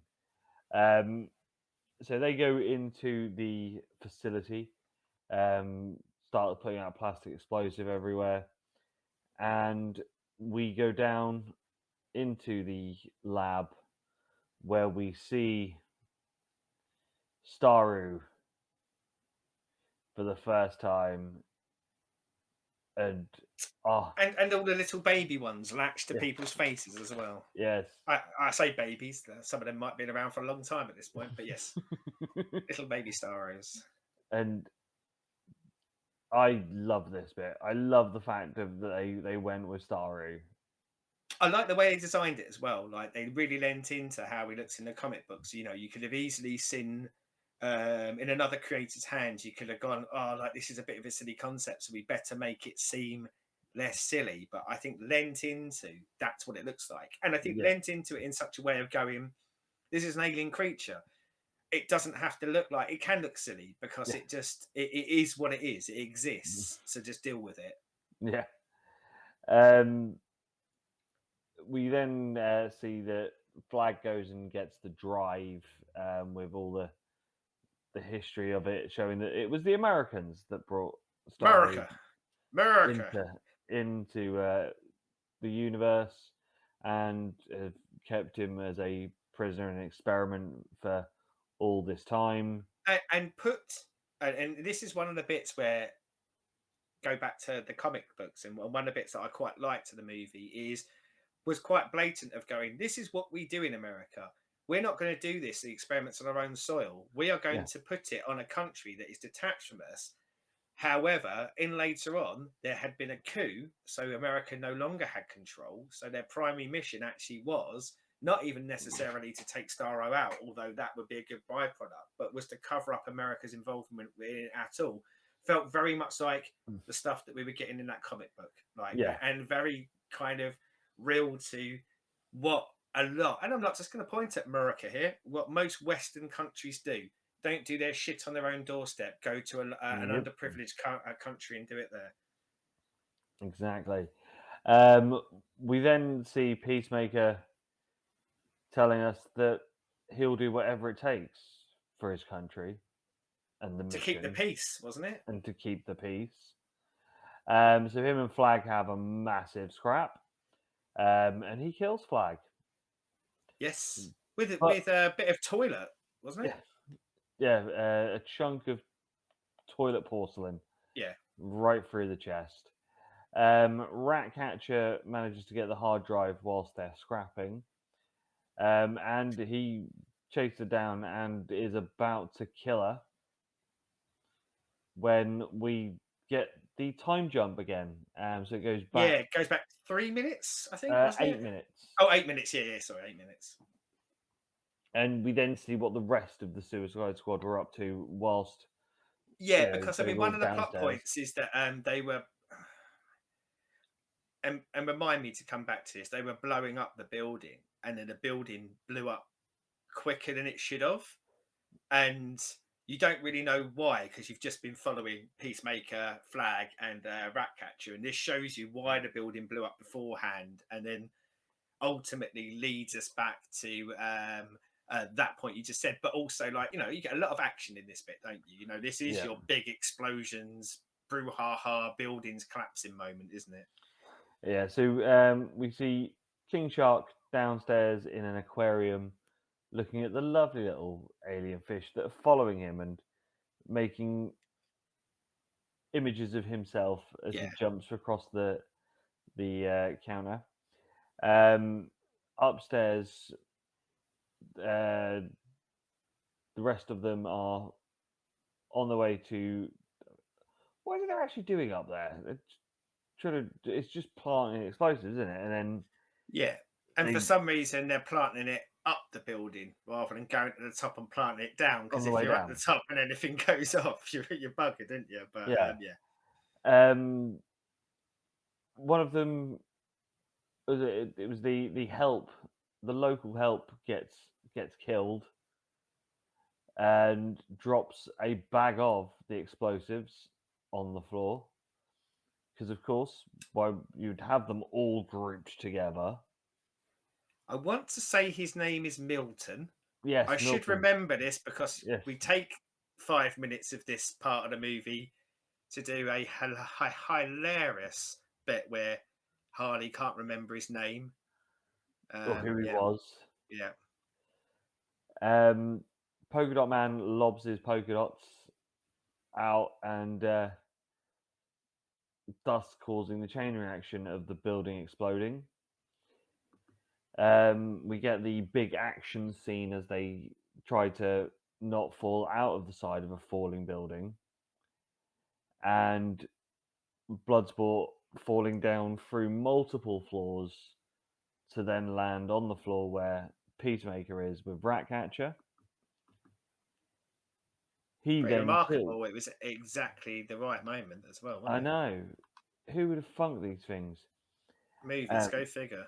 exactly. They then aim at each other and shoot, but this time, because Peacemaker makes a whole gist earlier about having bullets smaller than what Probably Thingy has. disintegratable bullets or some Yes. bullshit. Yep. He shoots through his tinier bullet and thus kills Peacemaker. Yes. They then grab the hard drive and go out. And at this point, King Shark is being bit by these weird alien fish. His friends are Yeah. not so much friends anymore. Space piranhas. And Staru is free. and throwing out his minion baby stars to control the masses by facehuggers. To control everyone except for the paid known actors, I want to add. No, I mean, even these things from afar will leech onto anyone, anywhere. Ratcatcher, I get she put a mask on, but the others just went. But yeah, like they can get onto anyone apart from someone who is is in in the the Suicide credits for Squad. this Yeah. movie. Yeah. At this point, Waller tells them to leave Staru. The mission is done. You've got the hard drive. Leave. As Staru goes off to destroy the village, they have a moral moment where they can't watch it all be destroyed. So they decide they're going to go. Bloodsport kind of leads the charge there, doesn't he? Because he's Yeah. walking away, and I feel like what the story is trying to get across here is I think Ratcatcher was particularly adverse to doing this, but ultimately they were going to go with whatever Bloodsport did, and it's when Bloodsport turns around and goes back that Ratcatcher was kind of signed up for this. I think Harley goes, yeah, like I'm on this team now. I'm into this, and King Shark follows because he's an idiot. Num num. Yes, yeah, we'll come back to Nom Nom as well. So they go in and we go full Godzilla with this. How would you know that? Oh, you'd know that because one of the smarky people in the office said it out loud. Yeah.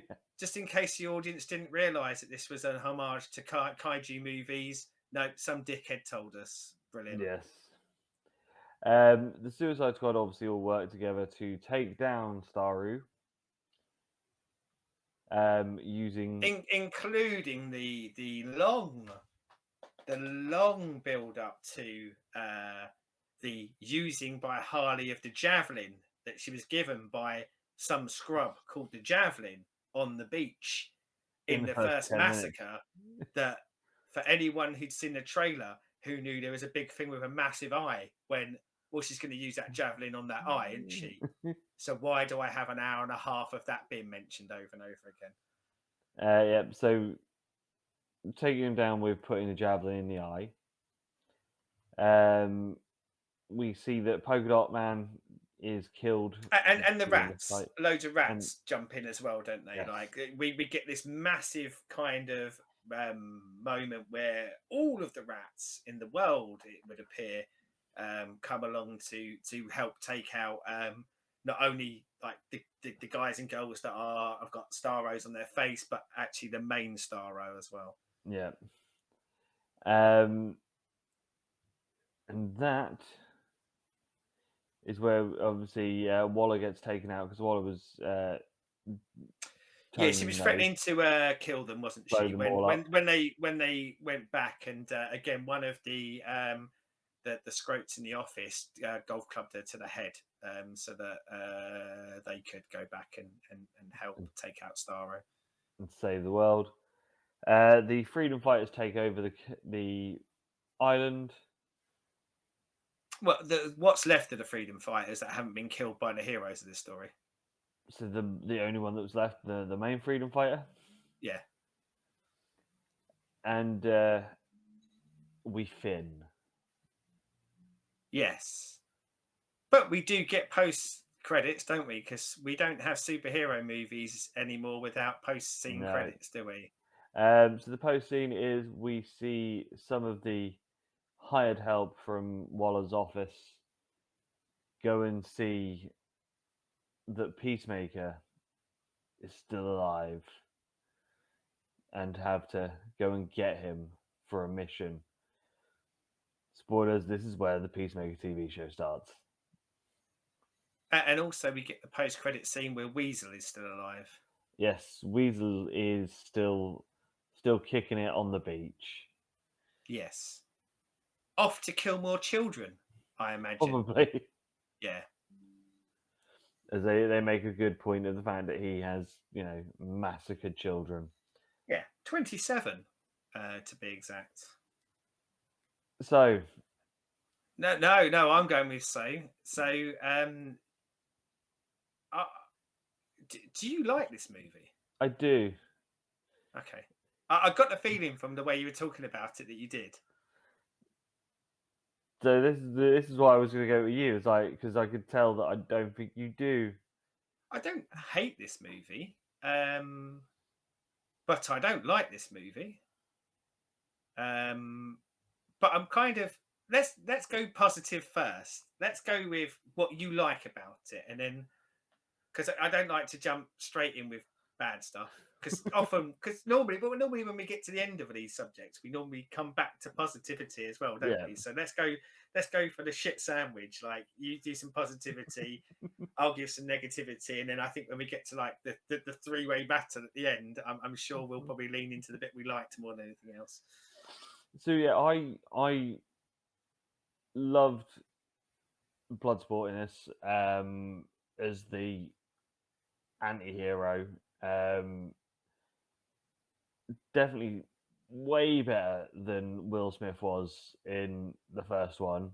Oh, we As could the go. Sorry, I just thought we could go point counterpoint on it because it's funny what you were just saying there. Because I do think Bloodsport and Elba puts in a better performance than Deadshot, but effectively this is a carbon copy of Deadshot, but with an actor who's not as famous and wasn't just doing it for the money.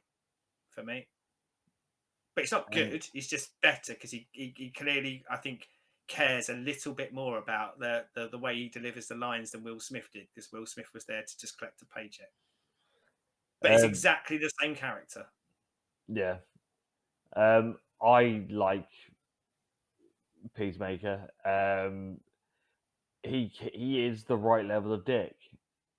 The whole him will do anything to save America and protect the peace. That you get that turn at the end where he kills Flag and he would kill Ratcatcher for the hard drive because the mission is to save that hard drive and the mission is peace. Um, I don't care about his turn because it's not a turn. He's made a joke in the movie about murdering loads of innocent freedom fighters. It's not a turn. You can't turn someone when they've done that already in a movie. He's a bad guy. They're all bad guys. I know, but then you can't say he turned because he's already a bad guy. If he turned, he'd become a good guy at that point, and he doesn't. So why would I care that he cares more about doing the mission than anything else? And I don't care because you've shown him to be an absolutely disgusting human being who's a fucking idiot. You know, like they don't show him as any smarts or anything like that. They portray him as an absolute idiot all the way through the movie. And he continues to be that all the way through the movie. He is scarily one dimensional. I mean, I think he is the worst character in this movie by a country mile because I think with the others, they at least to a degree, even with Harley, they at least to a degree tried to make them have some facets. This guy is an idiot who says stupid things. He is a mixture of Drax, but even that's written by the same person. He doesn't seem to understand how he wrote Drax and what Drax is, but with dirty jokes instead. Terrible, absolutely terrible. He stank up the screen for me. So I probably wouldn't suggest watching the Peacemaker TV show then. I'll tell you, you couldn't pay me to watch that Peacemaker TV after seeing this. I absolutely loved it, but that's me. But again, but I kind of want to understand why, because I know you loved it, but I don't get it. I Like, what does this character do it other than do a bum joke just and be find it stupid? funny. It just is my level of humor. But he does one bum joke and then he acts stupid for the rest of the movie. Like, there's other people who can do bum jokes, probably more than one in one movie, And I don't know. I really want to understand what the appeal of him is to you, because he doesn't do a lot other than shoot a lot and kind of stand there and say things very stoically, which I think I'm supposed to pat scene on the back for showing range in acting. But no, I think that's because he's a bad actor and that's all he can do. It's like he's delivering one of his promos from the wrestling, which was the same for 20 years because he had no range to him. But someone paid him to do it and tell a bum joke. See, it just it hits me. I don't know. It just, I mean, this is one of those where But I weird. guess that's my question: is what hits you outside of the bum joke? What else does he do other I, than the starfish arsehole joke? it's the callous murdering. It's the turn. It's just the. Uh, It's just it's but the just callous the fact. murdering maybe, but I'm not letting you have the turn because he doesn't turn. Well, he I turns can't let on. you have the turn because he doesn't turn. He's a bad guy. Bad guys turning on bad guys is not a turn. That's a bad guy being a bad guy. Okay, so the rest of the team turn because they go face then, and he stays heel. I don't think the team do go face at that point. They go face later, but they go face when they go to Starro, don't they? But he's just doing what that character would do. But there's no turn there. And if that is supposed to be a turn, then that's just bad movie making and bad writing, isn't it? You don't have him murder a village full of innocent freedom fighters earlier on for larks, do you? If you want it to have some impact when he turns. True. Um, Harley is a lot less screen time, which helps for me on this because that's one of the things with the last few bits that she's been in. It's been very. She has to be front and center on everything. I think you have to have her in this. Yeah, I was going to say, do you reckon you could make this movie without her? Because I think she is like kind of, like we said about the first one, having to have Joker, even though we don't think they did. But I feel like when they made this, they must have thought we have to have her in this because that's the character that everyone knows now. Yeah, I think there's that, and there's, as you say, there's enough of the ones that liked the whole her and Joker thing, her and Leto thing, that will turn up just to see it because she's in it as a character because they've got this idea of what Harley should be, and this is what their Yeah. Harley is. Funnily enough, I meant to say this in the review of the first one, and uh, this is a bit of a rhetorical question because I kind of know the real world answer for it. But why is Harley in the Suicide Squad? Now, obviously, it's because they thought Margot Robbie would look hot in a Harley costume, and that would be marketable from a sex scale. But why would a Harley Quinn be in the Suicide Squad? Because she has nothing to offer Yeah, other than being a lunatic. well, obviously in the comics, she's in there because this is post her and Joker splitting up, and she's doing time and wants to get off a sentence. But she's just a human being Yeah, with a hammer or a gun. yeah, because this is when she's a Whereas hammer everyone and else is powered, other than yeah. like the good guys generally, and they all have a very specific skill. But yeah, I must admit, I just don't understand why Harley is in the Suicide Squad. You just wouldn't put her in, and I don't think you put someone in who is that shown as that unhinged, who has no power set whatsoever. I think it wasn't it the new 52 period when she first turned up in Oh it. yeah, but again, it's So cashing in, isn't it? It's I cashing in think on a popular that's character. But yeah. I mean that's basically why she's there, and then because they've gone off the modern books, yeah, that's why but they've put even her in there. But yeah, no, it's even one of those bearing that in you could mind have. in that trial by fire trade, it has Penguin in it, but at least they kind of went, oh, like he can get a bit of information that no one else could get at the time, so it makes sense getting him in. But yeah, I just don't really understand. And as I say, I don't think I don't think they would have had the confidence to make a Suicide Squad movie without her now. But I do. I think she gets a bit less screen time, but she gets a lot more solo screen time. So I think her screen time is probably commensurate. And I think she's okay in this. I think she's as okay as she's ever going to be in anything, but I just don't see the point of her other than people fancy her. Yeah, I mean, it's that sort of it sells pops, it sells Yeah, merch, you know. yeah.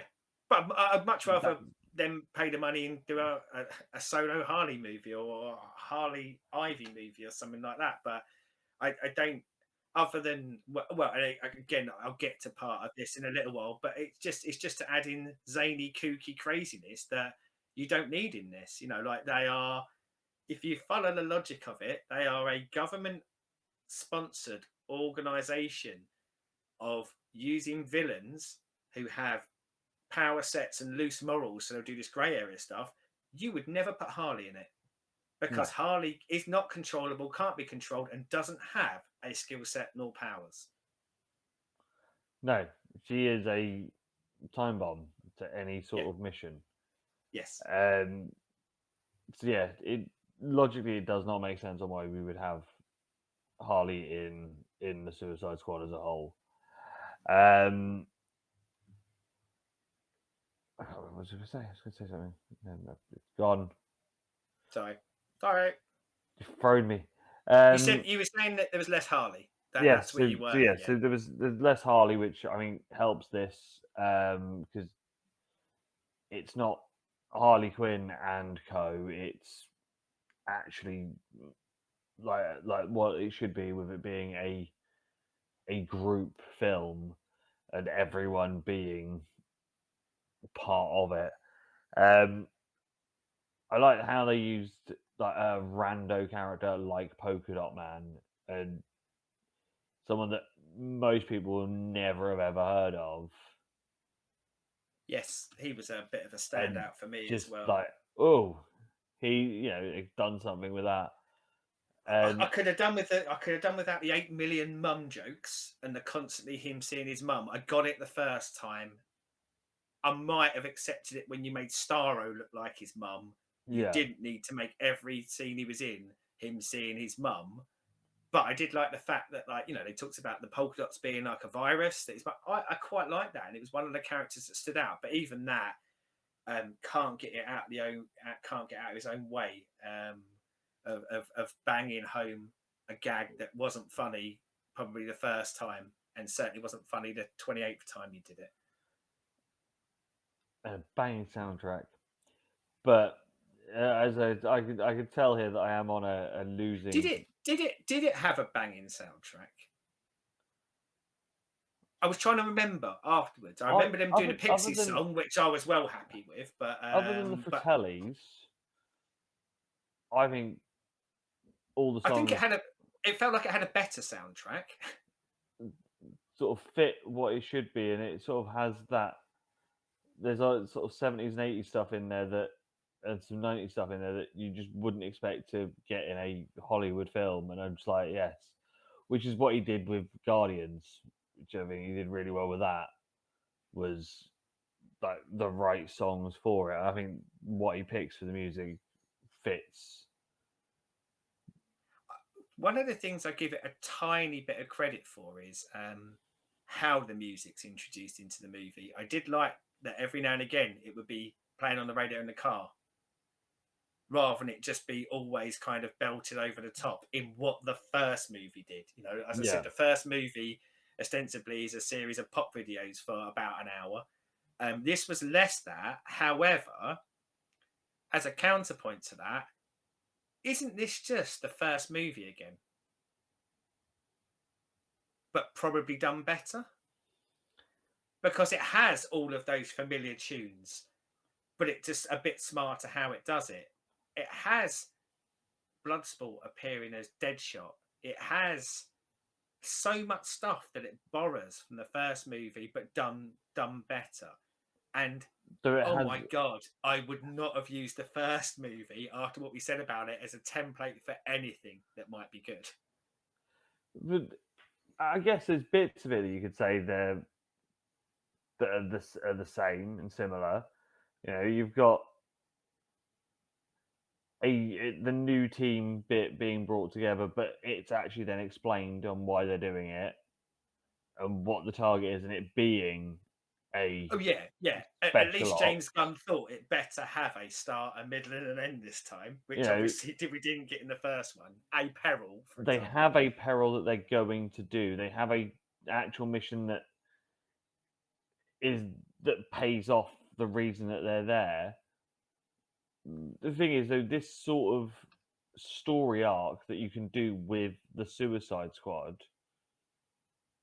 which they're going to do as a film, not what you could do with them as in comics, is going to be an action spy film. It's going to be like an Expendables. It's going to be An like a action Dirty film. Dozen. I dispute the term spy being used in any way in this movie, but action film, yeah, I'll grant you they've made an action film, yeah. Yeah, it's going to always be the same thing. It doesn't have to be though, does it? No, but Captain then America: Winter Soldier very successfully mixed the sort of spy espionage genre with action movies, whereas this is an action movie. And I'm not saying action movies are necessarily bad. You know, there are good action movies out there, but this is an action movie that is, yeah, built on the shoulder of a really bad movie. but yeah, it is very actiony. You said there's no spy in this, but that is where it can go on this. That's the limitations of I think what you can do with the Suicide Squad in cinema now, But it's because not. As I said, but Captain America: Winter Soldier didn't restrict itself to those limitations. though that's quite a bit into the MCU at that point, and About 10 movies, and this is about 10 movies into the but DC this is extended universe. but isn't this the James Gunn one? Wasn't that going to be always the first a reboot? In theory, this is Right. a reboot of the What Suicide Squad. what an amazing time to do something other than an action movie, which the first one was and wasn't very successful then if it's a reboot. But But it then is the Warner Brothers. 10th movie in yeah, it potentially is Warner Brothers. I think, I mean, my understanding of it is, and I read the reviews when it came out, people love this movie. I really hope to love it because I love Guardians, and I did not love this movie in the slightest. I didn't hate it, and like obviously, like when you kind of do these things, it's really easy to kind of get wrapped up. But I guess the point I'm trying to make is, I don't think this is a good movie. This is at best an average movie, and it has its moments that are good, but oh, it has some moments that are just absolutely awful. And I said about the first Suicide Squad, so the story doesn't make sense because there isn't a story. Yeah, This has a story, but I don't think this is a million miles away from the first Suicide Squad movie. I think this is the first Suicide Squad movie with a slightly better writer who gives a shit a bit more, a cast that gives a bit more of a shit, and a plot. It's not that much better than that, though. And I think it leans far too heavily into so much of the stuff from that first movie, which worries me. Like, why would you even consider using that as a template when we've just talked about how much of a stinkfest it is? see, I think some of the callback bits, I think you had to do in a way like I'm to not the talking about beginning bit. callbacks. I'm talking about using the same concepts, the same idea. Effectively, it's the same idea. It's even. I would argue that one of the bits where it's worse is it takes that original idea and the jokes are worse, and the jokes are more puerile, and but it is that first movie again, and you don't have to take that. There is, as you said, in publishing history, we've just read a story where Suicide Squad is treated very differently, and I'm sure across the gamut of time, there's been plenty of different takes on that Suicide Squad, but you've gone for the same one as that first movie.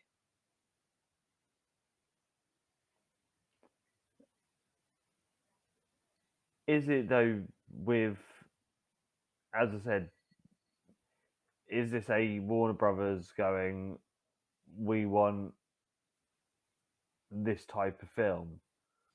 Yeah, you are probably right. It is probably Warner Brothers again. However, I would say if the conceit is saying Warner Brothers asked him to do pretty much the same thing again, I don't understand how this is a good movie, because they're doing the same thing again, just slightly more polished and probably a little bit more charming. Doesn't matter who's asked them to do it. Like it's still, it is what it is, isn't it? At that point, Um, there is this now a bigger question on what cinema is for comic book films, because we said it when we did Thor: Love and Thunder.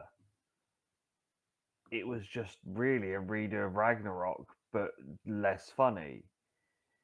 Um, Lots of the stuff these days is all pretty much rinse and repeat of the others, whether that be Marvel sometimes, and yeah, yeah, DC. yeah. Is we don't know how much freedom these people Uh, have to go and do the their difference is though, revision. the real key difference there though is that Thor Ragnarok's an amazing movie that did really well. So I can see why you'd want to rinse and repeat that. Why would you want to rinse and repeat a movie that we've just said is awful? Because That it's is still ostensibly agreed by most people is awful, and that's why they went and hired a new director to try and do something that wasn't that stink fest that was the first one. well, to me it is awful, but it made money, so they may have gone. Might as well "Mm, got David Ayer back then. Why would you move to James Gunn? And why would you reboot it? Because if you're just interested in the money, then you just keep going and making that again, wouldn't you? yes, I think I honestly I I'm think trying to this try and make me. I can't defend the logic here. I think this is but I'm not asking you to defend it because you didn't make it. But what I'm trying to figure out is, I guess, why you liked it so much, because I think and to be honest, not just you, like why the wider audience does, because I know this is really popular. James Gunn wrote this better. James Gunn's quite good at writing some charming dialogue. We know this from Guardians. We know he can do that. I think I'm going to save one real highlight for me till later, because I do want to move on from shitting on it. Because I don't think it's awful. I just think it's average, and I think it's average built on a really bad movie. But I certainly, I mean, the thing is, I've got a lot of people saying it's the best DC movie, and it probably is. It isn't. Wonder Woman's better than this, but I can see why, compared to so many other of the really bad DC movies, maybe why this is elevated. But I don't get it. I don't get, like, so it's a movie. Things happen in movies. That so much in this movie again is done for to pay off a gag later, or to have a cool action scene. And that's what I don't feel Gunn does in Guardians. I think in Guardians, he absolutely knocks it out of the park. He gets the character development right, he gets the humor right. Here, he doesn't for me. Here, he goes, I know the formula now. No matter what the situation, no matter who they are, if you put a couple of knob gags in and a couple of arsehole gags, and you have a few cool scenes, that will do it. And this is not the James Gunn that made Guardians for me. God knows what this James Gunn is. This is, I think I feel like his probably involvement in it is very poor, except for a few glimmers of hope. There's a few James Gunn moments in there, but you go to that beginning bit. Why do that? Why does that other team go to the beach? Because they're there as a distraction. And What are they just it who are they distracting, and why? Why would you just not go there surreptitiously, so you don't have to face anyone on a beach?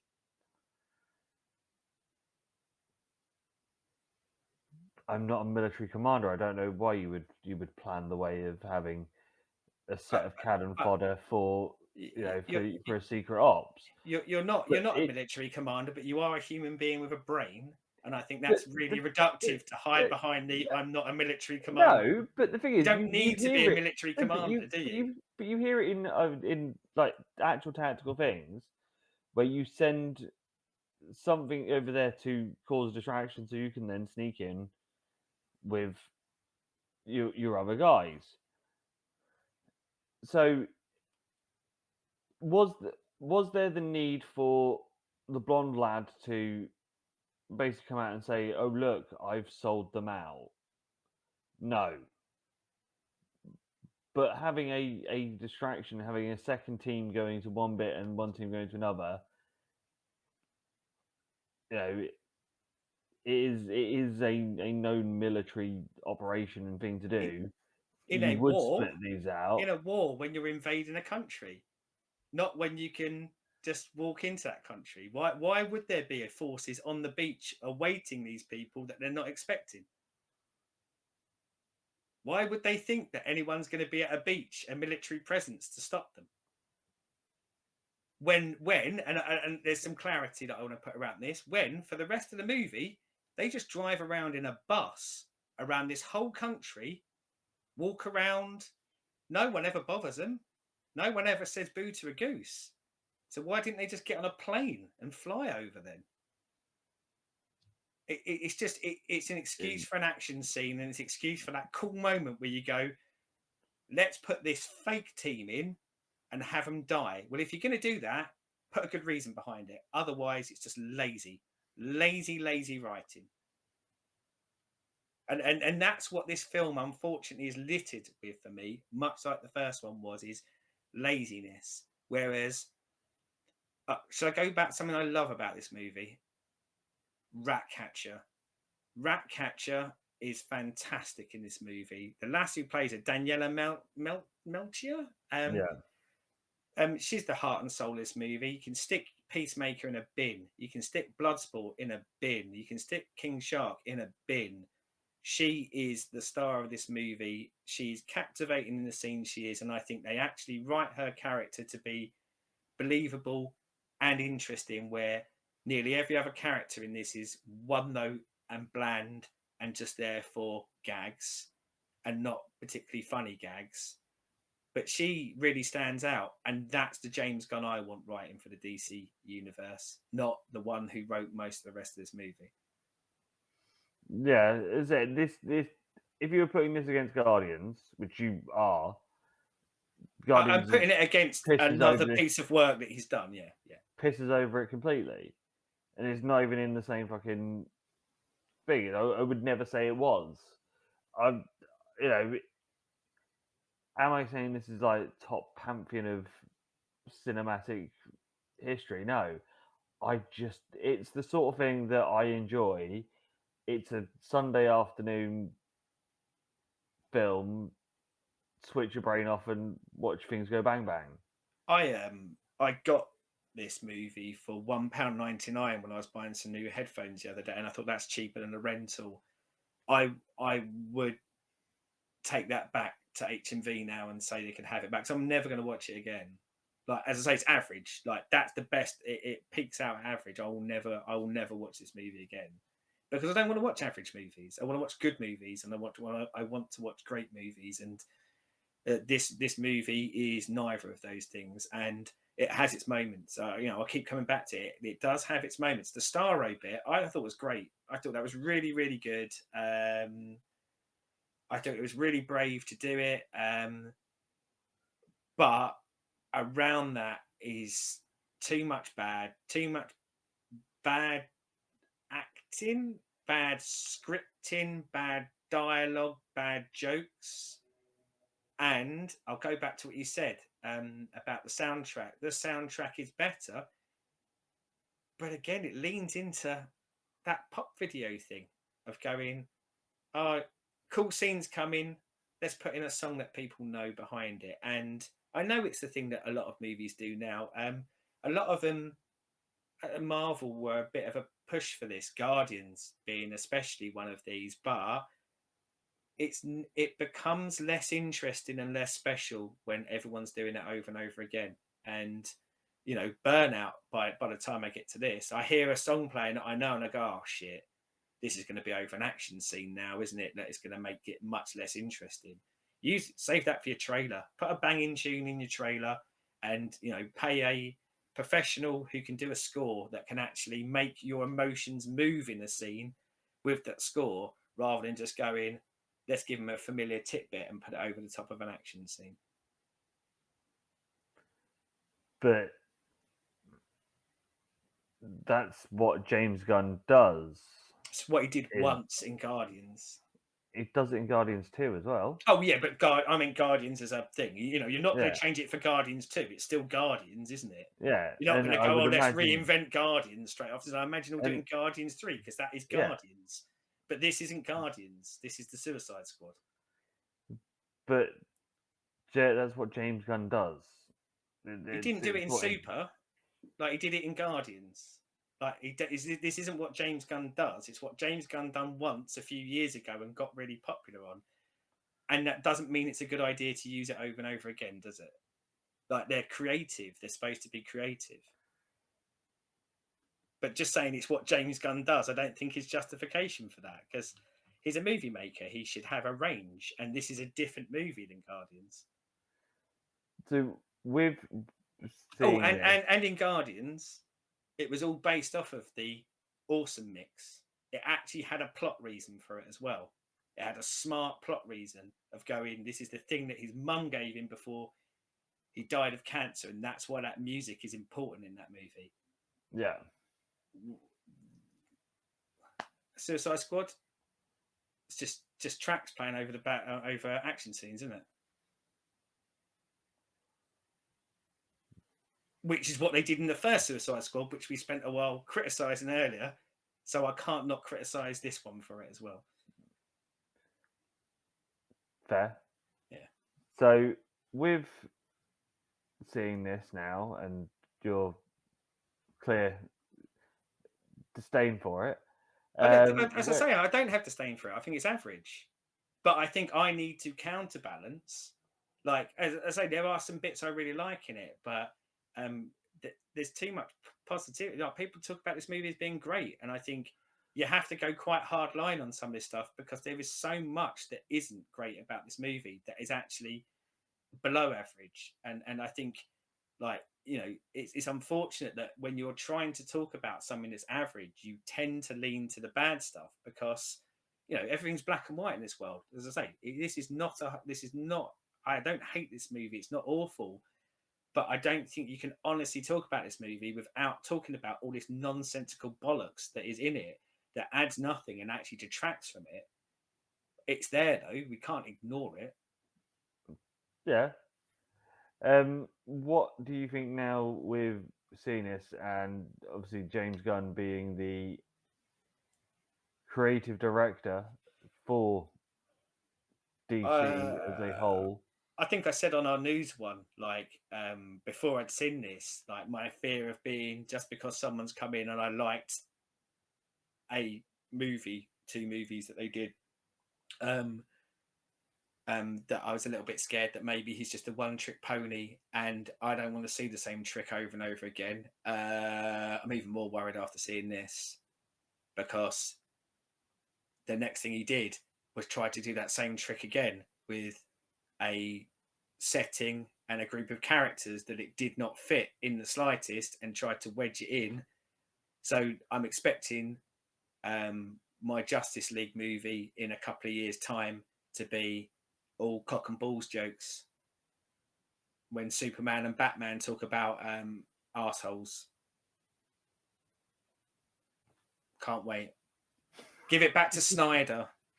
Oh, don't go that bad. Fuck. Totally that. Well, but as I say, it's one movie, so I'm not going to judge his whole career and what we'll do on this one movie. But it kind of reinforced that fear. And as I say, he's made other movies, and those other movies don't necessarily follow this pattern. And I do think he loves comic books, and I hope that now he's been given the reins as well, maybe he won't be so heavily, like, he was still in Warner Brothers, and he was still in the kind of death knell of the Snyderverse, I guess, still. So they're probably Yeah. still doing that. Whereas now that he has creative control, maybe he can push the no, every movie doesn't need to be the same. And actually, that's the beauty of these stories, is that you can tell a wide range of stories in a wide amount of styles, and people will still come along and enjoy them. But if we get this again, I mean, I don't know. You've seen the Peacemaker shows. The Peacemaker show like this movie? A bit. It has Even more worried then. it has very heavily pushes music because it lots of 80s rock because Peacemaker would sit there and he's playing music and the music that sort of goes into it and stuff. And yeah, it is very much in the same vein. Very worried then. Because it Yeah. feels a little bit like he's had his hit movie. This, we talked about this and we talk about music a lot on our reaction videos. Join, click on them. But this is feeling like that band who has that album that makes them famous, so they just do the same album over and over again. And after listening to the first album, I don't want to hear it over and over again. I'll just listen to the first album again, thanks, because that was good, and everything else is just a carbon copy. And generally, they tend to be less good each time. So in the triple threat, I'm pretty sure I know where you're going. It's the first Suicide Squad movie. No, it's not. It is the comic book. For me, the comic book, I think, like the biggest critiques I can do against it is it has some clunkiness and some heaviness and some tropes that were media creation at the time. And I think if you can work your way around that, I think there's a great premise, a great setup, and an eye on the world that is at least attempting to be smart, but as I say, might feel clunky these days. And you compare that to a movie that is average, that I would put in line with like Fast and the Furious 9 on quality, and a movie that is not actually complete, so is awful, and most of the actors are phoning it in. It's got a bit of comic book for me. See, I too am going to go with the comic book. You know, we all know my disdain for the original film. As I said, I like to say the new one. It is just switch your sort of brain off level sort of stuff. But yeah, Why? I've got a question, and I may cut this bit out because I think we're going long already. But why do you want to switch your brain off?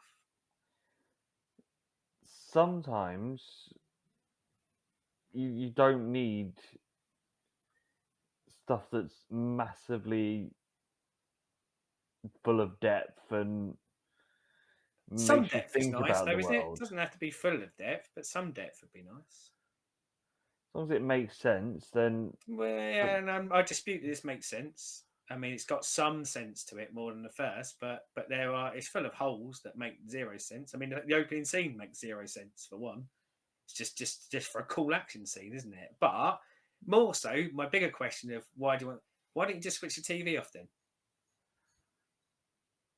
Why do you actually need something that's playing on there when you want to switch your brain off? And I ask because I do have my moments. YouTube's quite a bit for me. I shouldn't say that when we're doing a YouTube show, but I don't understand that concept of going, I want to watch something that does nothing for me. It's just there. I might as well save the electricity. I might as well save the world and not put the telly on then. And just sit there and maybe just have a doze or not think. because you're still being visually stimulated, you're still, watching it and enjoying it. Okay. Oh, that I get, yeah. There's still, but it's that thing of you don't need to think about it. You don't need to, you know, try and work out the ins and outs of all of it and be on and there. It's just I think putting something on that you're watching, you enjoy, but it just goes for, you go with it. You're not there. that's where I struggle with that sentence though, because I want it to have a plot that make writing an amazing movie and directing an amazing movie is probably a very, very, very hard skill.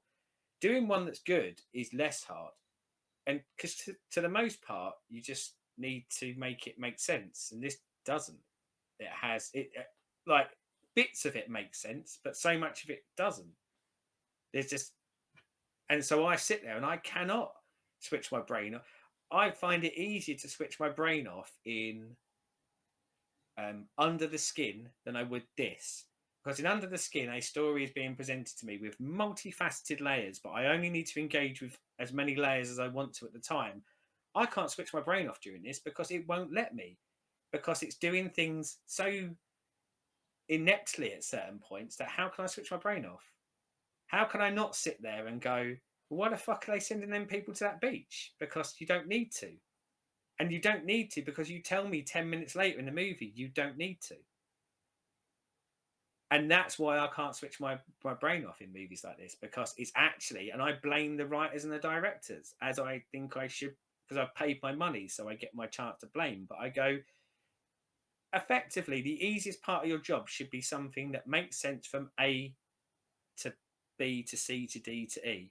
And if you can't be bothered to do that, then you've really failed at your craft, haven't you?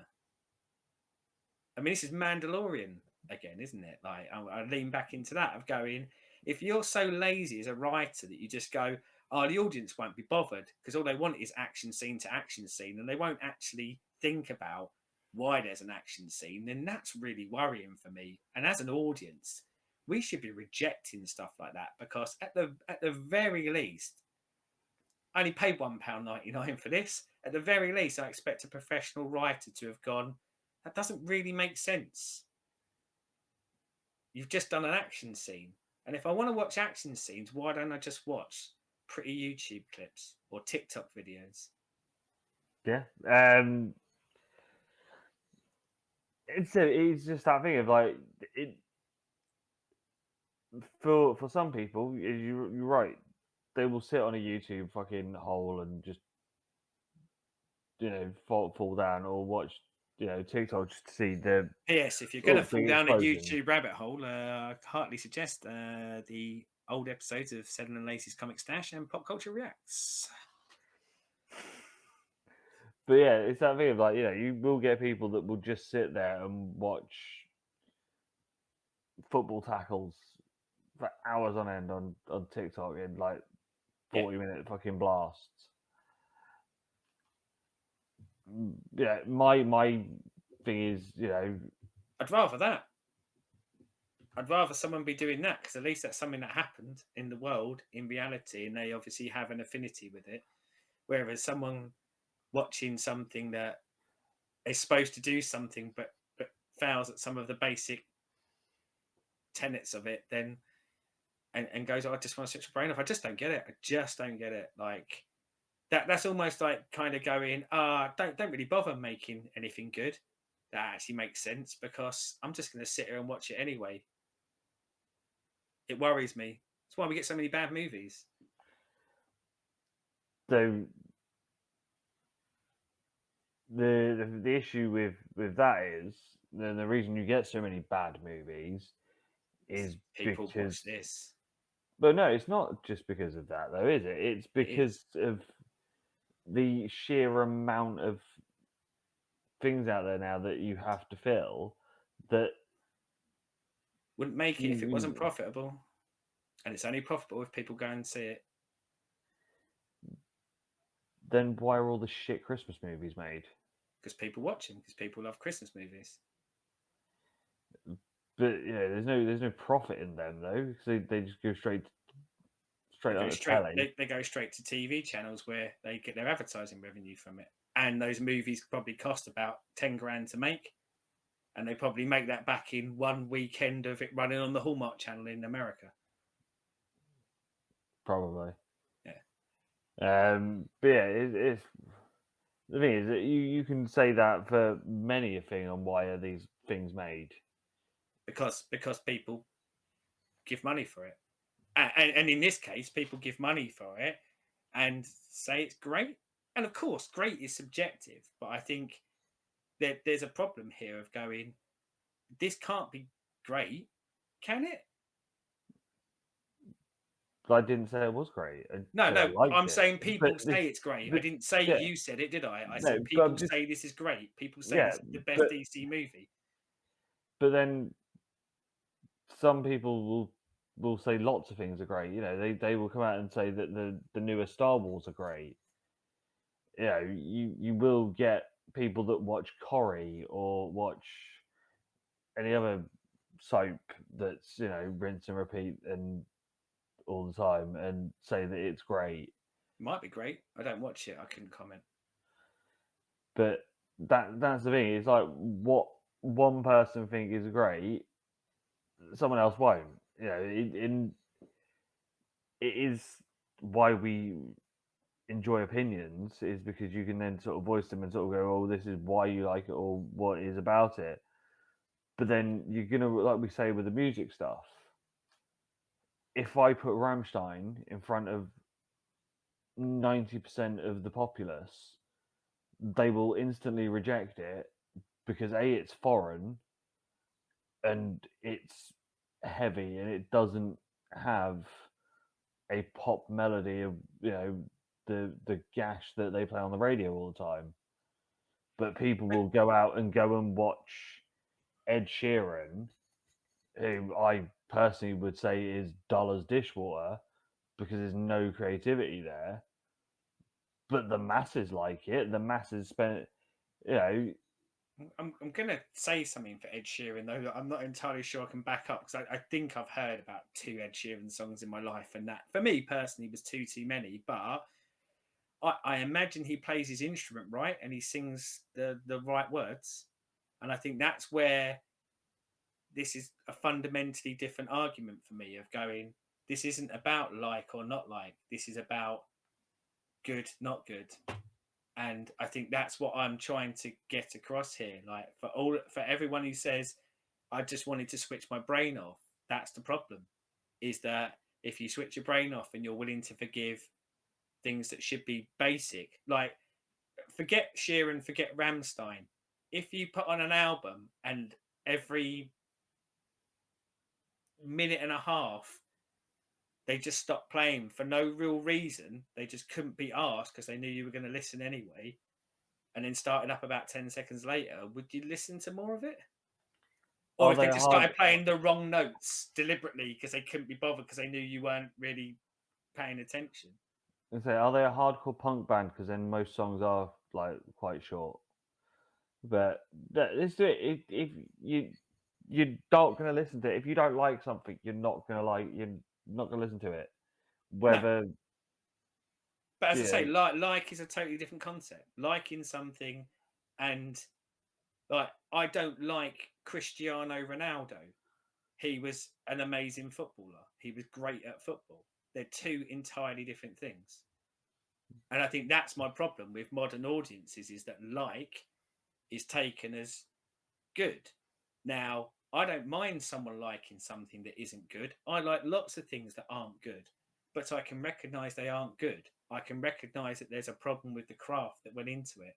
And I think that's where my issue with the second Suicide Squad is that it's given a pat on the back, but I know you can turn around and go nitpicky. I don't think a lot of that stuff is very nitpicky. I think that is plot points. That is in a story. If you're going to put it in as a plot point, there should be a reason and there should be an explainable reason. It doesn't have to be complicated. It just needs to make a degree of sense in the universe that you are setting up yourself. And if you're just jimmying action scenes in with, in this case, a tune that someone might like behind you, you know, it's just base level stuff, isn't it? Just do it simple. You know, like Bill and Ted's simple. It's not complicated. You don't need that's something where I can sit there and just like let it wash over me because it makes sense in its own universe. This can't even get the opening scene right. The opening scene's just like a crass attempt to, well, it's a justification for killing off loads of people you know as a bit of a ooh, followed by John Cena doing an asshole gag that isn't funny, followed by people rocking up on the beach and showing why they didn't need to have anyone anyway, because then they spend the rest of the movie just walking around with absolute freedom and no one ever actually trying to stop them when they're there, until they blow up a building for very very weak reason. But like that's something that's for another day. That's for when I never watch this again, but cane it at a later date. But yeah, like it's the that's my base level. Like I'm not saying I want a masterpiece every time. I just don't want to be insulted as an audience member to think that I am too lazy to even care about some basic stuff. And maybe I'm just not the audience anymore, because maybe the audience just wants action scene to action scene to action scene to action scene. Then let's stop having the bits in between then. Let's just have these movies be 40 minutes and just be a 5-minute action scene, 5-minute action scene, 5-minute action scene with nothing in between, because that's just wasting the time and pretending that there's more to it than there is. Yeah. See, I said on last week's show when I went to see Wakanda Forever, you could have easily cut an hour and a bit out of that, because there is a lot of it that's just like, but why is it here? This isn't very long. I think it's like under 2 hours. So it's sort of, you probably could have cut another half an hour out of it and had a 90-minute film. 2 hours 12 minutes. But I think, but again, it's what you cut. This doesn't need to be shorter. It just needs to not have the bollocky bits that are just there for cool scene, bro. Oh, bum gag. Oh, cock gag. Cool scene, bro. But is that what films are now? Because as you say, Fast and the Furious 9 worldwide makes silly sales, and thus we circle back to my point. If we keep accepting things like this, then they'll keep making it. But that the masses are always going to consume. The masses are going to consume what they're told to consume, probably. And to be honest, that's one of the shames of. I'll move away from this movie a bit and let's go into kind of that mass market thinking. But one of the potential problems here is that it's easier for the movie studio to just churn out action scene without having to go to the extent of actually getting writers to actually try and write something. It's easier because you put less effort in then. So that is us for Comics are great, movies suck. That is us done for this week. Like, subscribe, ring the bell, comments down there, and like stick your comments in, and if you love this movie, then just put in there you love it. There's no need to go into great depth about how wrong I am, because I'm not. But I do want to hear that why people loved it. I think that's the honest truth. Like me asking those questions, I want to understand what people are seeing in this that I'm not, or whether people are just much more willing to forgive the bad bits. But so yeah, let us know in the comments if you did love it, what it was you loved about it, and do you think there are any flaws to it? and until next time, adieu, goodbye, auf Wiedersehen.